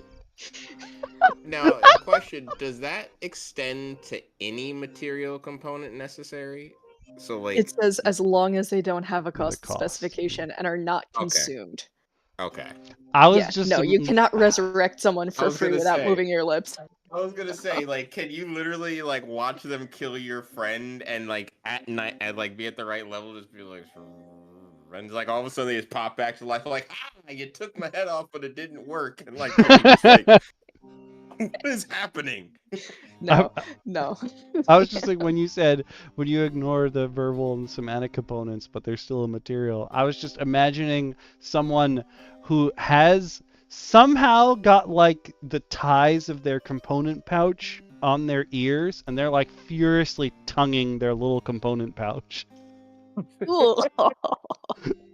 was more imagining someone just like you're in the middle of a fight looking at you, just reaching in their bag and just like throwing a collection of things. So why'd you just throw all that? Oh god, that's a spell. That's great. Alternatively, this is you could even if you really wanted to, or if you were pretending to be a sorcerer, right before you cast subtle spell, pocket sand has to come out first. Always pocket sand. Who needs pixie dust? We got pocket sand. Exactly. The literally grittier option. Okay, and then twinning a spell, they made it so that this was stupid. Otherwise, that you can twin a spell that you can upcast normally to hit more targets. Now you can just spend your sorcery points instead of your spell slots to upcast it, which it should. No problem there. Subclasses. Aberrant Mind and Clockwork Sorcery, which I have not seen. So you get to be old ones, or you're just you hung out with aboleths. Clockwork Sorcery is an interesting one to see them utilize. Clockwork spells can no longer be replaced with abjuration or transmutation spells. Why? That's weird. Restore balance is now tied to your charisma mod instead of your proficiency bonus. Draconic has significantly improved. Let us be the judge of that. Yeah. You gain 10 additional spells as you level up. I just read that and I was like, Huh. That seems like a lot. Including Command, fear. Yeah. Charm monster and legend lore. And others that lore is an apparently we can't. interesting one. Yeah. Yeah, legend lore is a very interesting spell. Legend lore, also known as put your DM on the spot. Yep. You find a rock, legend lore. That rock has been there a while. There was a glacier a long time ago. But I need to know more. I feel like I would end up with a player this, or actually you, Dio-Kai, might end up with a player. Yeah. It's like, I need to know everything about the source of this rock. This rock wasn't here on purpose. Something's amiss.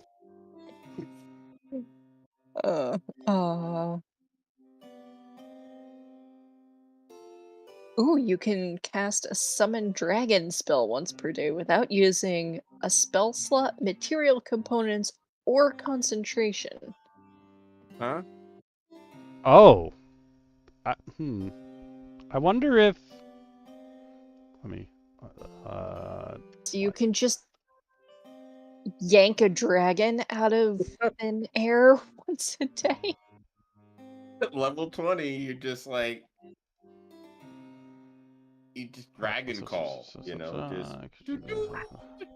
You play the dragon flute from Power Rangers sound perfectly. Yeah. You just do, and just whatever dragon just happens to be in the area is just like, shit, I gotta go. Just like stops everything it was doing. Shows up. God, this is lame. It's not like a Naruto summon. It's you summon a dragon spirit, and it has its own stat block. Because I was trying to figure out if they were keeping it the same way like summon elemental is. It's like this person is friends with you and your party, but if this elemental takes damage, it might turn on you. Yeah. But the dragon, no. So it's a dragon ghost. Yeah, dragon ghost. You get a shittier Miram spirit dragon from Magic the Gathering. Okay, let's see. Wild Magic Surge is now trigger on a 20 instead of a 1, because that's not exactly the same thing, except possibly worse. I don't like that, but okay. And they haven't changed the effects from the original Wild Magic Surge table. Why? So now there's a chance that every time you crit, it's more like a fail. Yeah, about a 50-50 shot, because the original Wild Magic Surge table was about half good things and half bad things that happened here. I would growing all like some of the fun ones I found that I left on even when I made my own custom Wild Magic table were like you grow an odd amount of hair all over your body for like a number of days, so you just become like Cousin It for like a number of days, and then other ones were just like you summon a spectral band. They play a song and dissipate after a number of turns, and I was just like, I'm keeping this. I would even say that, like, because it's wild magic and it's supposed to be weird and random, I think I would rather them have picked to trigger a surge. You got to roll something weird and specific, like a 13. I would have, well, yeah, making it a 20 is just stupid, but I was kind of hoping that they would make it a range so that they happened more often, because there is nothing as aggravating as playing a wild magic sorcerer and never rolling a 1. Fair. They did incorporate something that we had house rolled in the game where I was a wild magic sorcerer, which is if you use Tides of Chaos, you automatically trigger a wild magic surge. Which makes sense, like canonically, that makes sense. It's like a rubber band. It snapped back on you. Yeah, you should have to deal with the effects of really throwing your hand into like what makes your wild magic work. Yeah, you stick your hand into the chaos, you're gonna get bit. Bend luck costs less sorcery points. Which, honestly, sorcery points, I never ran out of. I was gonna say, it's hard for you guys too. Yeah, nothing costs that much to begin with. And you usually didn't, again, unless you're doing a dungeon crawl, the chances of you using enough meta magic to go through all your sorcery points is not high. Don't you guys have and sorcerers have the ability to burn a spell slot to convert? Yeah. You can get them back. The only reason our Fire Genasi is not. Sorcerer's origin is shadow. So Bacon can, when he casts darkness, he can burn sorcery points to be able to see in the dark. And that is the only reason he would ever run out of sorcery points. Yeah. That's fair.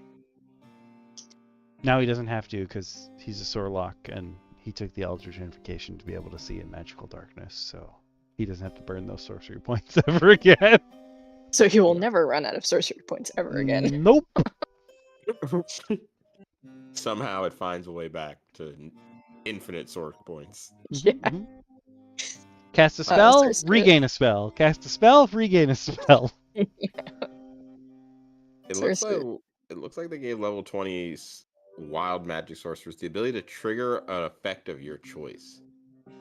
Yeah. I don't like that. Why? Because you're losing the wild portion. True. Like, oh, sorry. Go ahead. I was gonna say, chaos-wise, what they could have done, which would have been cool, is if at level 20 you go to trigger something, based on the table, like you flip a coin or something, and if you call it correctly, you get the trigger you want. But if you call it wrong, it becomes the opposite number on the table. Mm-hmm. Ooh, that would have been cool. That's cool. Yeah, it's the automatic inverse. Oh man, that means a 1. So 1 becomes a 10. What does 100 become? Oh, I was thinking like 70 would become 30 if you had 100 options, that kind of thing. Oh, that's actually kind of cool. I just think of all the tables having 100 options on them because our version has 400 options to choose from and roll high stocks. No, but I was gonna say the only reason I don't like being able to choose it. I mean, granted, it's level 20. There's really not much more I think you can do. But some of depending on the wild magic table a person has, I've seen some versions of custom wild magic tables that have things on there that are just game breaking, and it's because it's such a random chance of happening that they can have them on there, kind of things. Like you cast a wish spell that instantly. I saw one. It was like a 74 was a shooting star shoots across the sky. The DM rolls a dice. You roll a dice. If your dice is higher than the DM's, you gain the difference between your dice and the DM's dice. There's like a D6. You gain that many levels. You and your party. Whoa. Oh, damn. Like the idea is like you wish upon a star, and the star is seeing if it wants to grant your wish, which is the DM's role. And so like you gain like an instant. That's way crazier. Yeah, but like imagine, I guess at level 20 it doesn't really matter because you're not gonna get to level up. But if you said like, oh, we want stat points with a wish spell. I was just thinking instant death because the only one that I remember seeing many times was somebody had on their table, you summon a Tarrasque right on top of you. Oh, Kami, can you imagine if we did that with the comet in my campaign? Oh no! What would... Oh... I think you've triggered a very. I'm just trying to think my character obviously would wish for something incredibly racist. I'm sure he'd be like, I wish all the elementals went back where they came from or something like that, which would probably ruin the multiverse, to be honest. No, I was just thinking along the lines of like everyone's waiting for the comet. The comet doesn't show up. Oh no! No one can level up. Oh no! Comet's gone, guys. I don't know where it went, but it's gone. For context, the entire opening thing of the world is that everybody is sitting there. Every 100 years this comet comes around, and it's this huge planet-wide celebration for everybody. And the comet doesn't show up. That's the opening gambit. So. Oh, I'd be so sad. Everyone's sitting there waiting to level up. What a wonderful night for a curse. Oh, I would be so sad. I was thinking of people who make incredibly stupid wishes. Like, in my campaign, one of the magic items I came across is a lamp of minor wishes. It doesn't have a genie in it anymore, but it probably had one at one time, so you can only wish for really shitty things. And one of the options is fortune, and it can give you 2 of either a gold, a silver, or a copper coin. And every time I have Clubs' character, who's now a DMPC, he went back to the store and bought it because he was like, I bet you I can get some cool wishes out of there. And he just, every once in a while, he busts it out and he wishes for fortune, and he ends up with like a coin. And everyone else at the table is like, you're going to wish for something and it's going to fuck us all. You stop messing with things you don't understand. And then Goblin Slayer Ranger, every time, now that he's poor because he spent all his money on horse, he's like, yo, can we split some of that money that just appeared, please? What? Like 1 coin. It's such a specific reason as to why he's poor, too. Yeah. It's like, he's poor. Why? Because he literally decided to spend all his money on. Sometimes that's how D&D goes. Sometimes you buy a bar. Sometimes you spend, I was going to say 4 years, but no, in-game time, I think my players have only been adventuring for like 2 months. Which is crazy when you think about it. Like, in-game time versus out-of-game time. Like, imagine the people around you, especially if you started a campaign at level 0, like when you were just people walking around town. Like, you leave town, you come back a month later, and all of a sudden, you're huge, ripped, you've got all this power built into you, and you walk by the bakery you used to work at, and like the people in the back are like, I want to be big like that. Dude, you were gone a month. What have you done? Dude, I was on so many adventures, bro. Keto diet.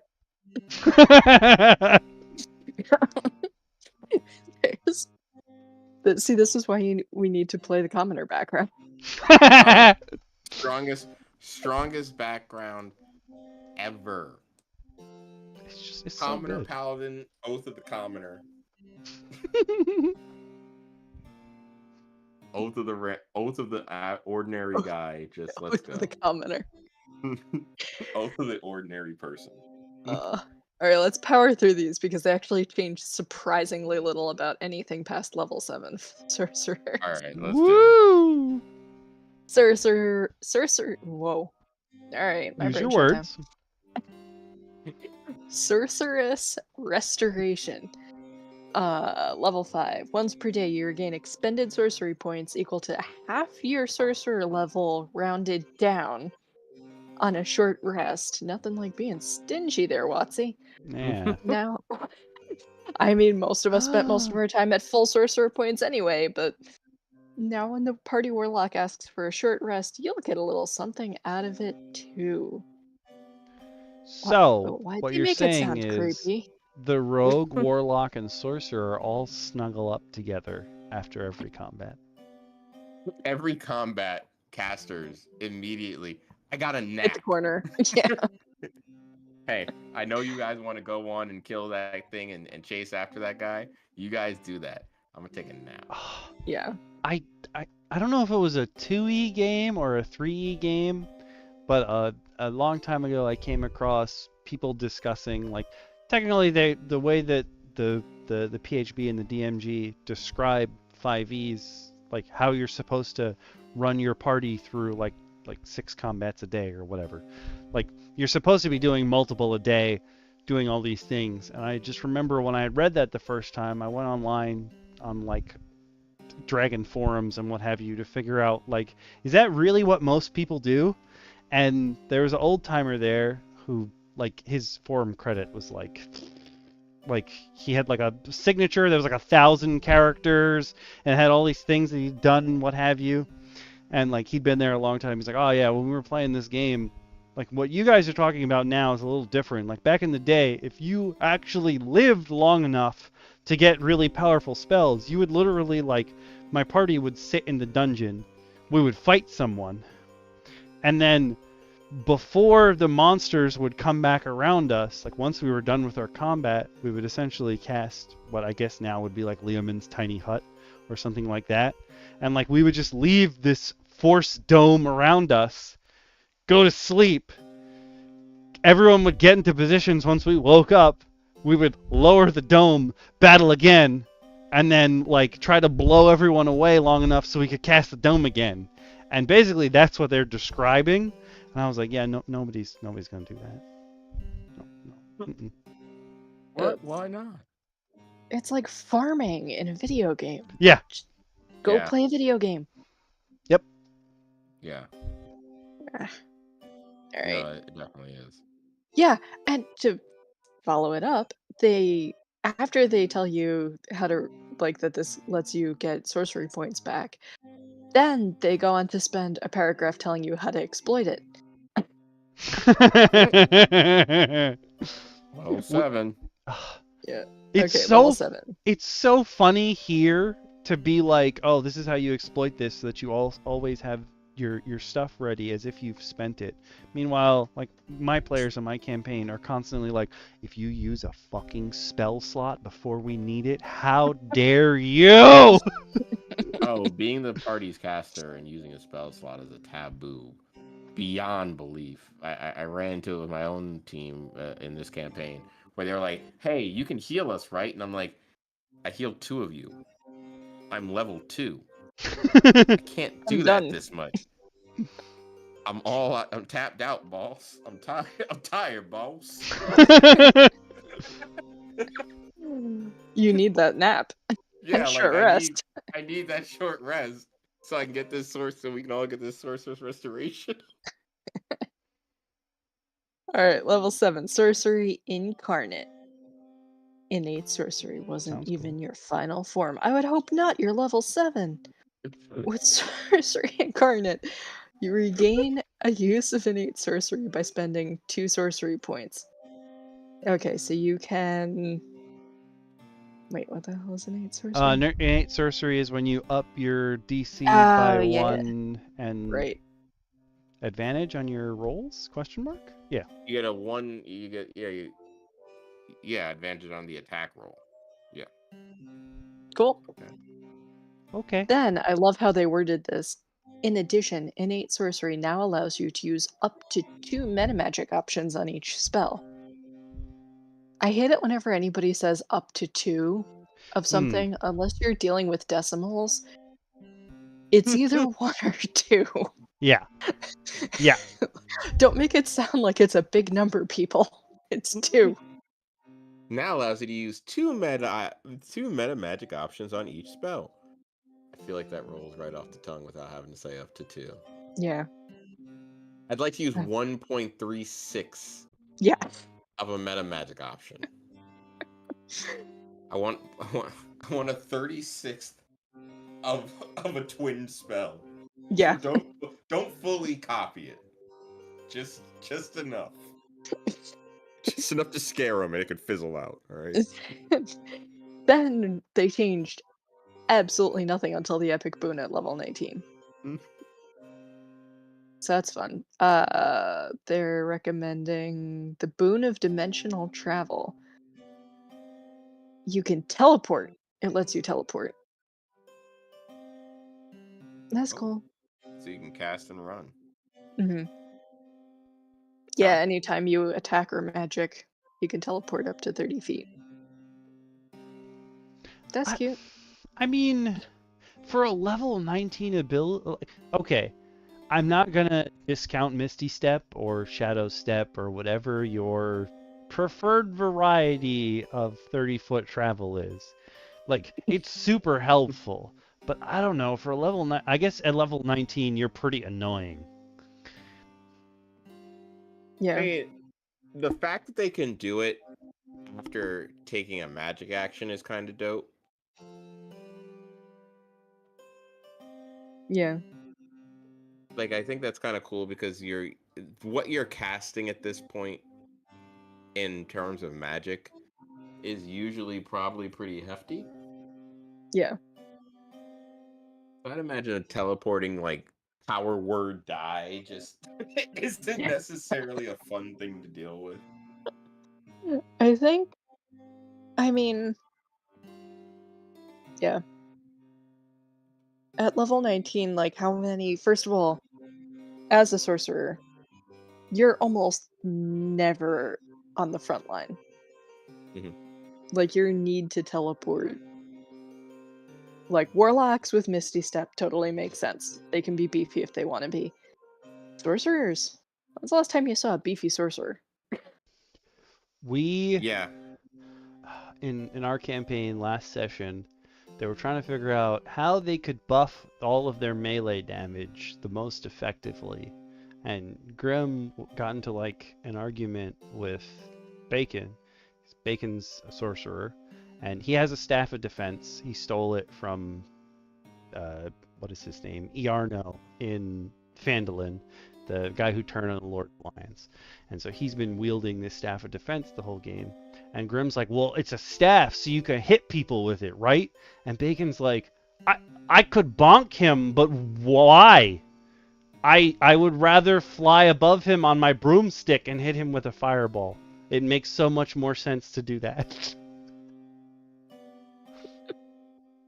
And Grim was like, but I can put an extra D6 of damage of some type on your bonk. And Bacon's like, why? Why? He really wants that extra damage on the bonk. Fireball's a lot more than that. Yeah. That bonk is everything, all right?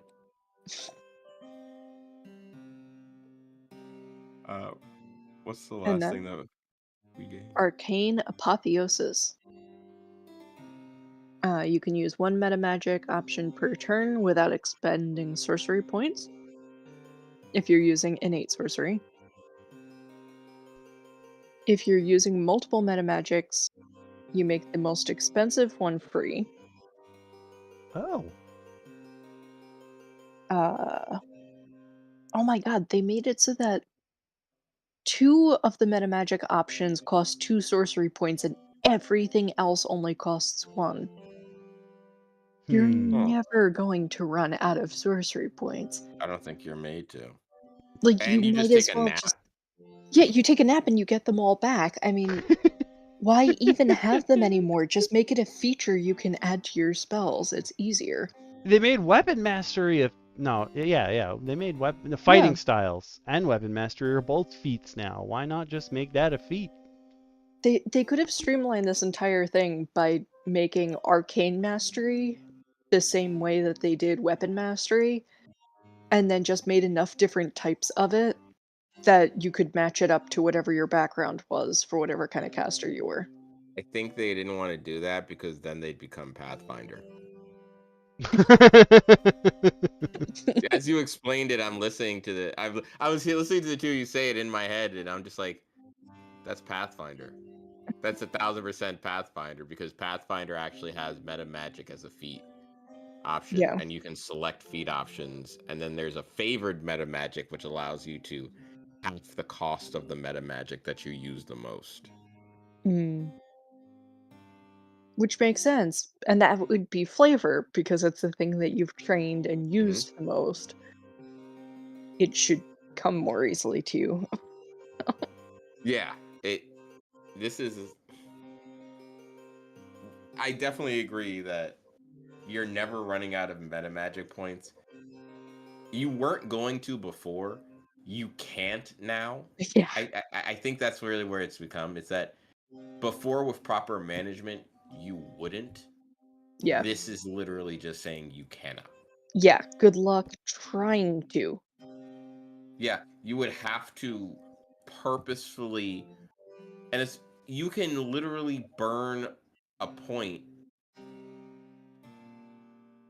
So does that mean you can now burn a point to restore your innate sorcery for free? Well, you get the... At 7, you can regain a use of it by spending 2 sorcery points. Yeah. And then by the time you're level 19 or 20, that lets you use meta magic without spending sorcery points once you've popped innate sorcery. Okay, it has to be... That's right. It has to be active already. Yeah. But literally, you spend 2, and at the point that you're like level 19, 20, you have 1,000,000 sorcery points anyway. You spend 2 to get back innate sorcery. You trigger innate sorcery. And then every spell you have, you get 1 free, and if you use 2, the more expensive one is free. So at most, you are paying 1 sorcery point if you put meta magic on every single spell. 2 meta magics on every single spell. That's insane. Yep. And then you take a nap and you get 10 back. That... I'm honestly surprised they didn't give you the restoration at initiative instead of the short rest. Probably because then it would be more busted. Like, I only wanted it to be a little busted.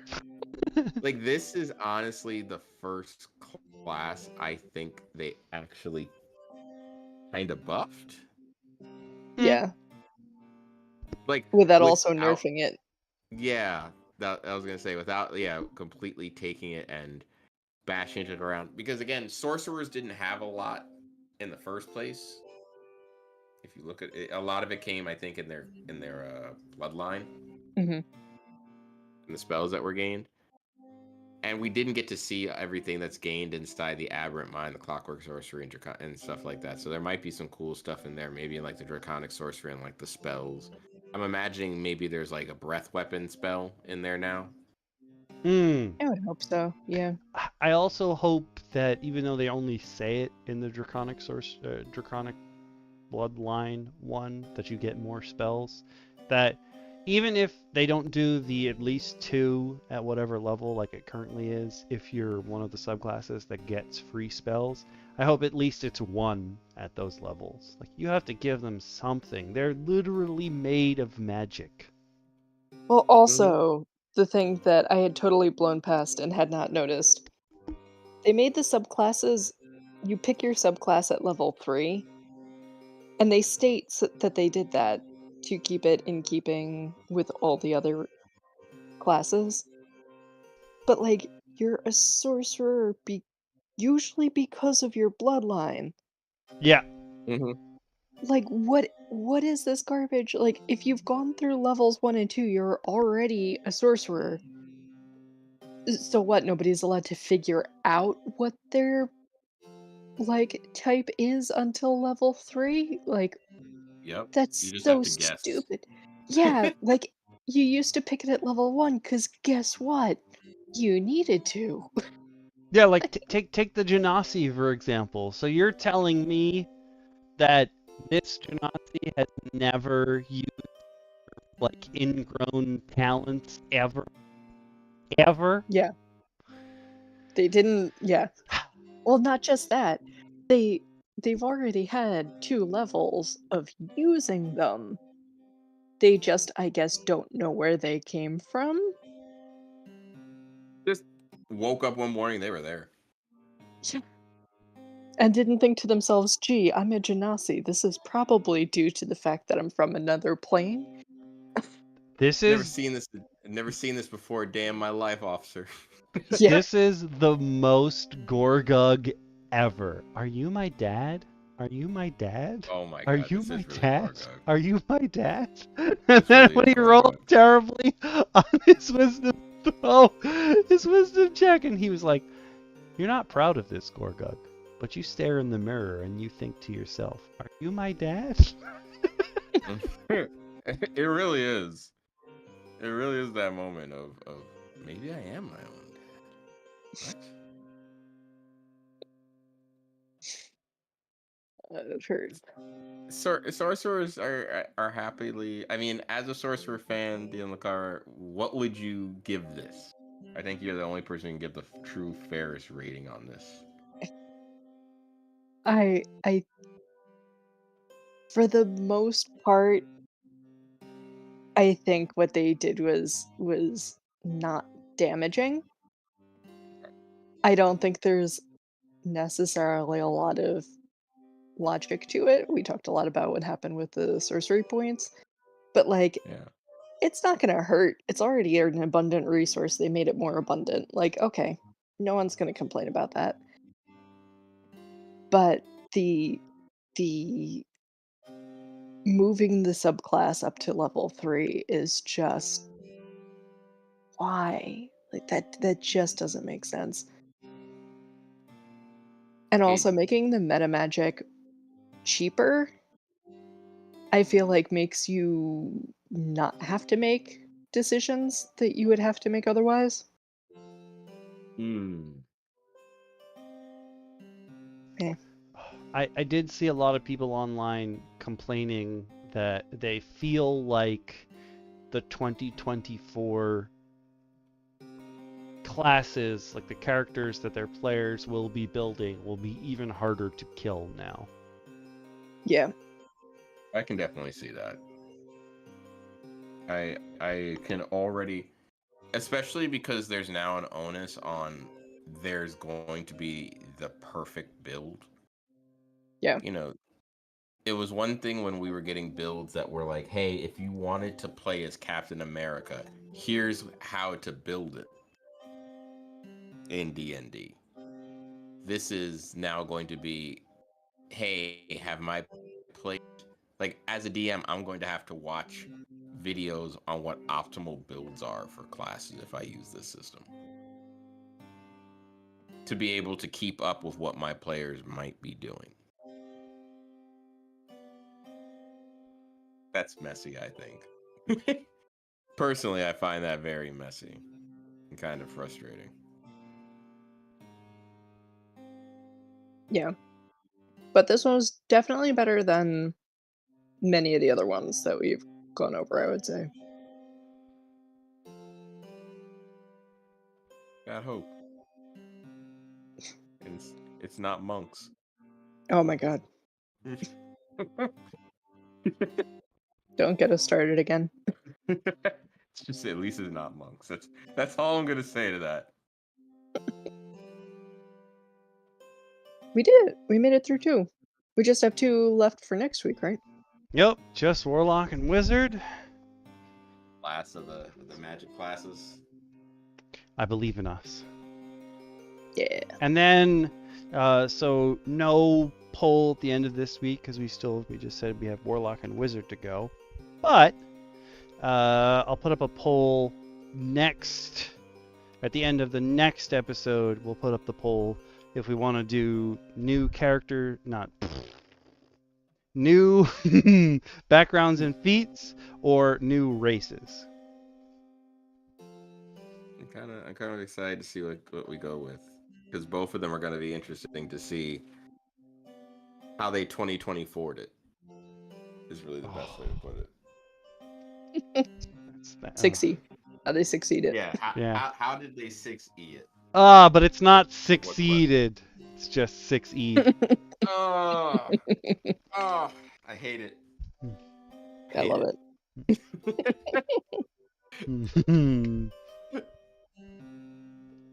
Little Kavi, thank you as always for having us. Thank you for joining. Thank you for being part of the round table. One thing I did have a note for that I didn't talk about because I got distracted before the stream started, so I didn't have time to do the intros. And also, for some reason, the jukebox machine today, this is behind the scenes knowledge. For some reason, the jukebox machine was originally a Windows. It wasn't even Windows 8. It was originally running Windows 7. And for some reason, when it got Discord installed on it, Discord is installed on the machine, but if Discord does not run at startup, Discord cannot run. And now the jukebox machine, it became a Windows 8 machine, and now it's a Windows 10 machine. It still has that stipulation. So if something kills the process for Discord as the computer's starting up, there's no Discord. Discord doesn't exist. And even if you reinstall it, the same thing happens. So I just had to keep restarting the computer in order to get the jukebox running. That's so weirdly specific. I have no idea what other people did to this poor computer to have it turn on me like this or react hard. Like this. But it is a hand-me-down, so. Huh. It's fighting. It's fighting for its dear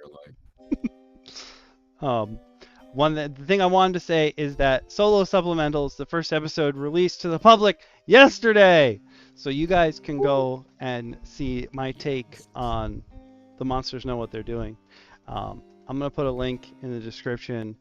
I'll also throw up a link on Twitch if you're so inclined. But why I wanted to bring that up is that eventually I am hoping that we will get more out of 5e specifically, and we'll start getting more system agnostic stuff. Like, The Monsters Know What They're Doing is very system agnostic. It's just backgrounds on how you can run creatures based on their real life counterparts, or if they're mythological creatures, like their myths and their legends. And that works in any tabletop RPG. If you want to run this creature like how they would react, like if you as their AI wasn't running them. And when we get more into that, hopefully we can invite more DMs or GMs or referees or any other term you might want to use for your games when you run them. I was trying to think of more off the top of my head, but I can't think of any more at the moment. Arbiter of Law I've seen a couple times, actually. That's one. I like that. Arbiter of Law? Wow, that's... I feel like I have to have a special chair to own that title. I'm hoping once we do that, we can invite more DMs to come and join us, or GMs, like I said, whatever you want. Arbiters of Law. That would be fun. Supplementals is a good start. And it won't only be, mostly here what we've done on DM Roundtable has been other people's homebrew supplements. That first one is like a published book that came from a blog.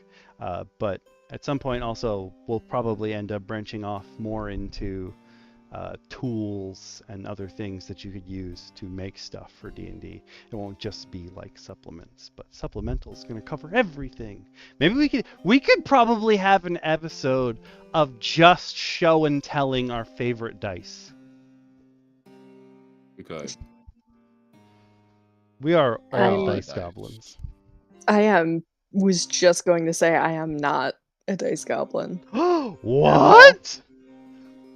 I own a lot of dice, but I just bought them off Amazon. I did not go and angstify myself over it. Hey, you still have tons, and I'm sure at least even from that pair, there's a set that is your favorite. I literally just reach into the bag and pull out something for roll when I'm DMing. I would say I'm hurt, but it's more confusion. Just I'm internally confused at this logic. I thought I was gonna be more like you when I like started, and then we started actually playing, and I was like, just give me a die. You know what? Listen, this game takes all takers. Yeah, I honestly, I like that. I like that approach. I do have like 3 different dice sets that I use as my DM dice, but I kind of only have those 3 because I like those 3 dice as like my favorite pair.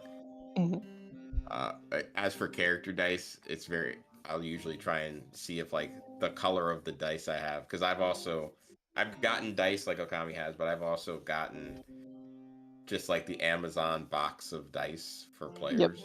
The what is it? The 36 set? Yeah. I've bought those. It at one point for players to give them to new players when they play with me, to be like, here's your, like, as a gift as their DM, here's your first set of dice.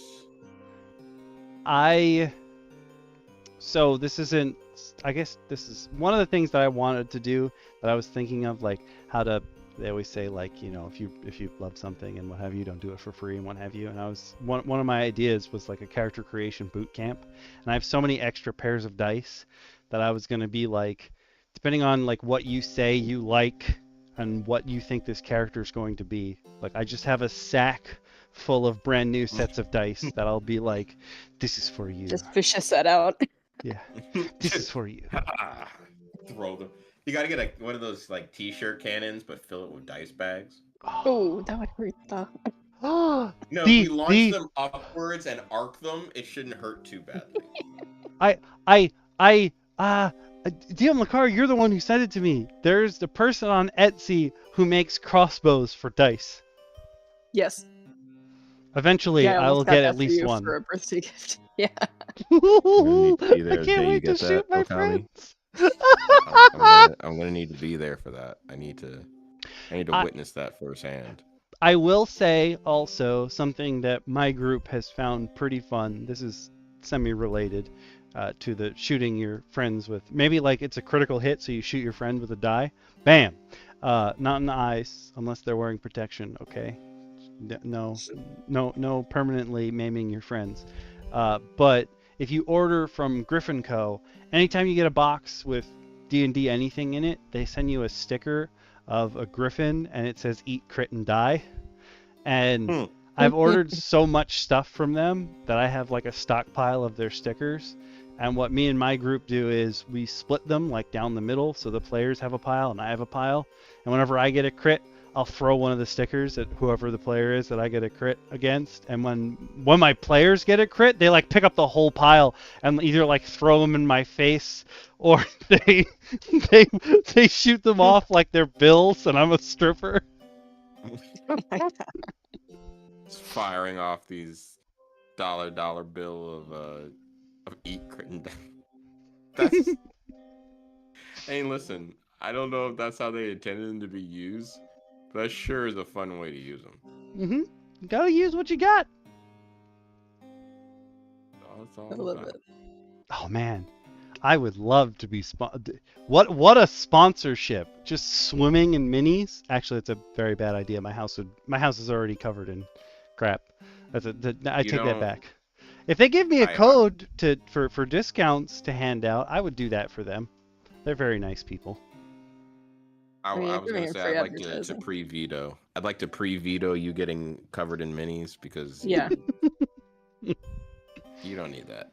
Yeah, seriously. I was thinking, though, I know how you feel about the guy that wrote the Monsters Know What They're Doing books.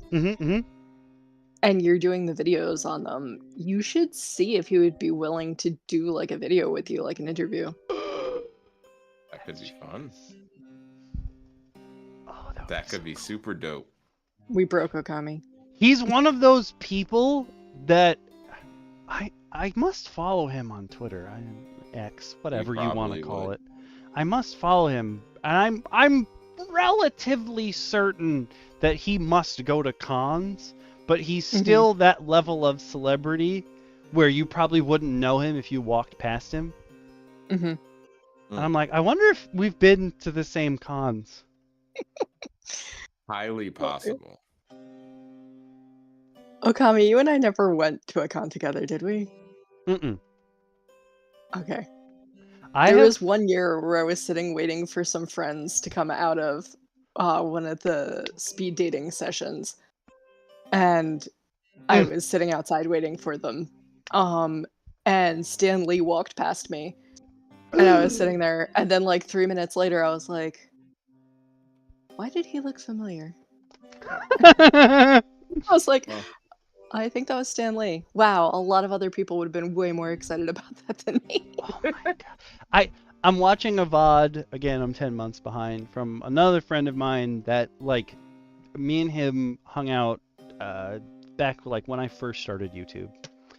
He's from the old days. He doesn't really upload videos anymore, but he's been putting up streams as he's been doing Let's Plays and streaming them and what have you lately. And he was playing through Spider-Man 1, the one on the PS5, like 10 months ago. And I forgot that the Spider-Man games have Stan Lee cameos in them. And he runs the pizza place in Spider-Man 1. There's not a spoiler. The game's like 7 years old, okay? His cameo in that game is he's one of the people that works at the pizza place, and when Peter comes in and has French fries with MJ because he can't afford anything else, he's like, "Gotta go," and he leaves. And Stan Lee looks over at MJ and he's like, "I wish you two would get back together. I really love it when you guys are together. You're so good together." And like I almost cried because I forgot that that was in the game. Oh, That's cute. that is actually really adorable.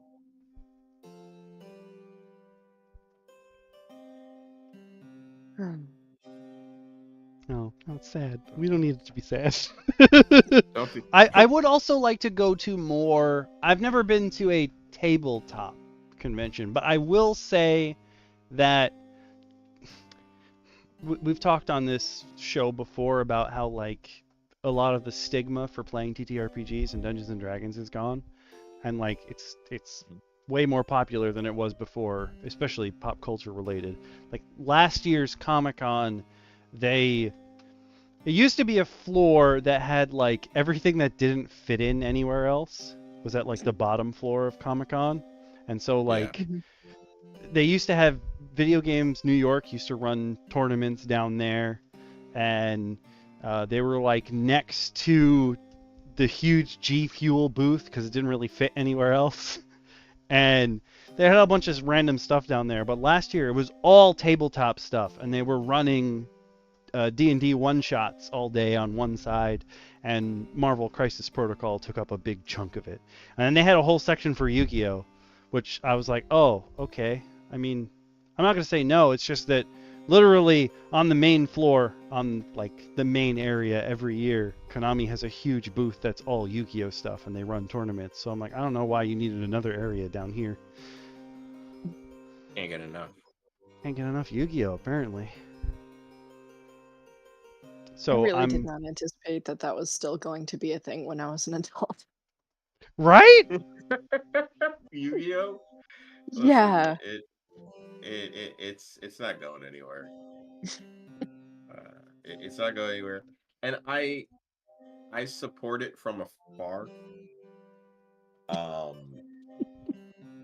I played it when I played it at one point. I tried getting back into it at like 2 or 3 other points. And then like during the pandemic, I think one of my friends got me to play it online for like a small stint. And the rules have evolved to a point where when one of my friends, well, when you say a person I know who goes to a lot of those card tournaments and stuff, he says that like the average game is trying to stop, and I think you see it in like competitive commander, CEDH, if you play Magic the Gathering. It's trying to stop your opponent from winning on turn 1. Yeah.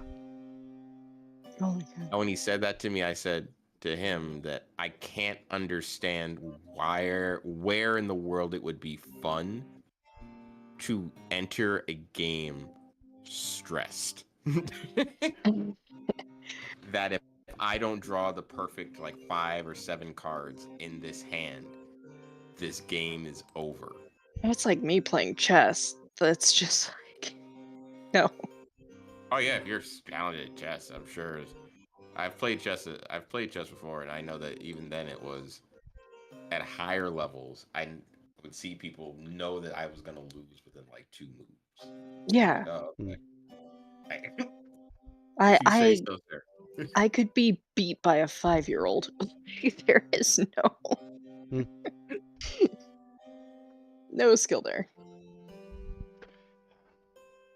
I was trying to think of like an equivalent. At least if you play, like, I didn't play Magic when I was younger. I'm only new into Magic, and part of my like reasoning for not being able to learn Magic when I was younger is that I refused to empty my cup. Like, Magic makes sense for the most part if you haven't played other trading card games. If you played Yu-Gi-Oh or Pokemon, it makes the rules seem confusing. But like Magic, if you've played Commander and you're not playing competitive, like, you can still play your same decks. Probably someone has a gimmick that you haven't seen, but there's also like such a wide gamut of cards because it's been going for so long that like when you're playing Commander where almost every card is legal, somebody could be using an ability that was only used like 10 years ago, and it'll stump your deck because it has nothing to stand up to that because no one's seen those cards in a long time. But like Yu-Gi-Oh is like, because of the way that they govern, the ruling body governs, like I can't take my old Yu-Gi-Oh decks into a game now. I'll just get obliterated. Like they're not even playing the same game anymore. Oh yeah, no. They've got I saw a common Yu-Gi-Oh board now, and there's something at one point they told me it's called Pendulum. I was gonna say Pendulum. Yeah. And he's like, oh yeah, this thing in the middle is the pendulum. And I was like, what do you mean there's a pendulum on the board? He's like, oh yeah, and you've got to identify your new. I was like, no, stop. I don't have to identify a damn thing. This is complicated, and it shouldn't be. What's going on here? I don't know what Pendulum is, but I know it helps you summon things. I had a conversation with Ace, who also hangs out on these channels. Go check him out too. I'll probably put a card or something for Ace at some point here. Maybe a card or a link in the description. He unboxes like whole swaths of Yu-Gi-Oh cards that he gets at things. And I had this conversation with him talking about like, I don't understand anything that's written on any of these cards you've opened. Like, I don't know anything. And he's like, does your deck have pendulum cards in it? Because if you can't pendulum summon within like the first or second round, you're gonna lose. And I was like, huh? What does that even mean? Huh? I'm gonna lose. That's all I got out of that conversation. Like you said a lot of words just now.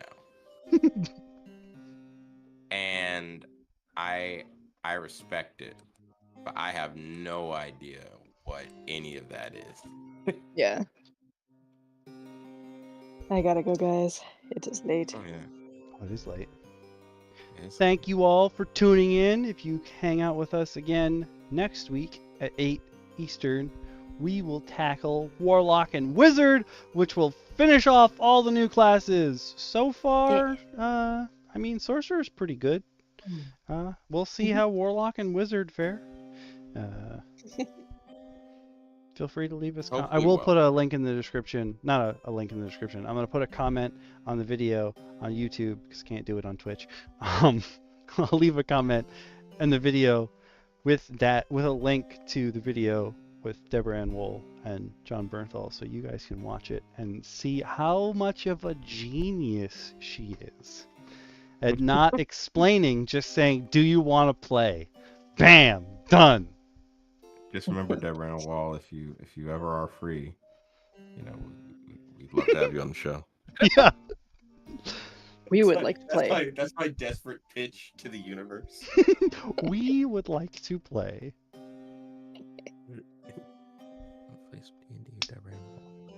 But have a good one, everybody. And Okami, again, thank you for having me. Thank you. Good night. Thank you guys for coming in. Thank you all in the ether. Have fun. Stay safe. Have fun playing in your campaigns. Feel free to tell us about them in the comments. All right, I'm gonna kill Twitch first. Bye, Twitch.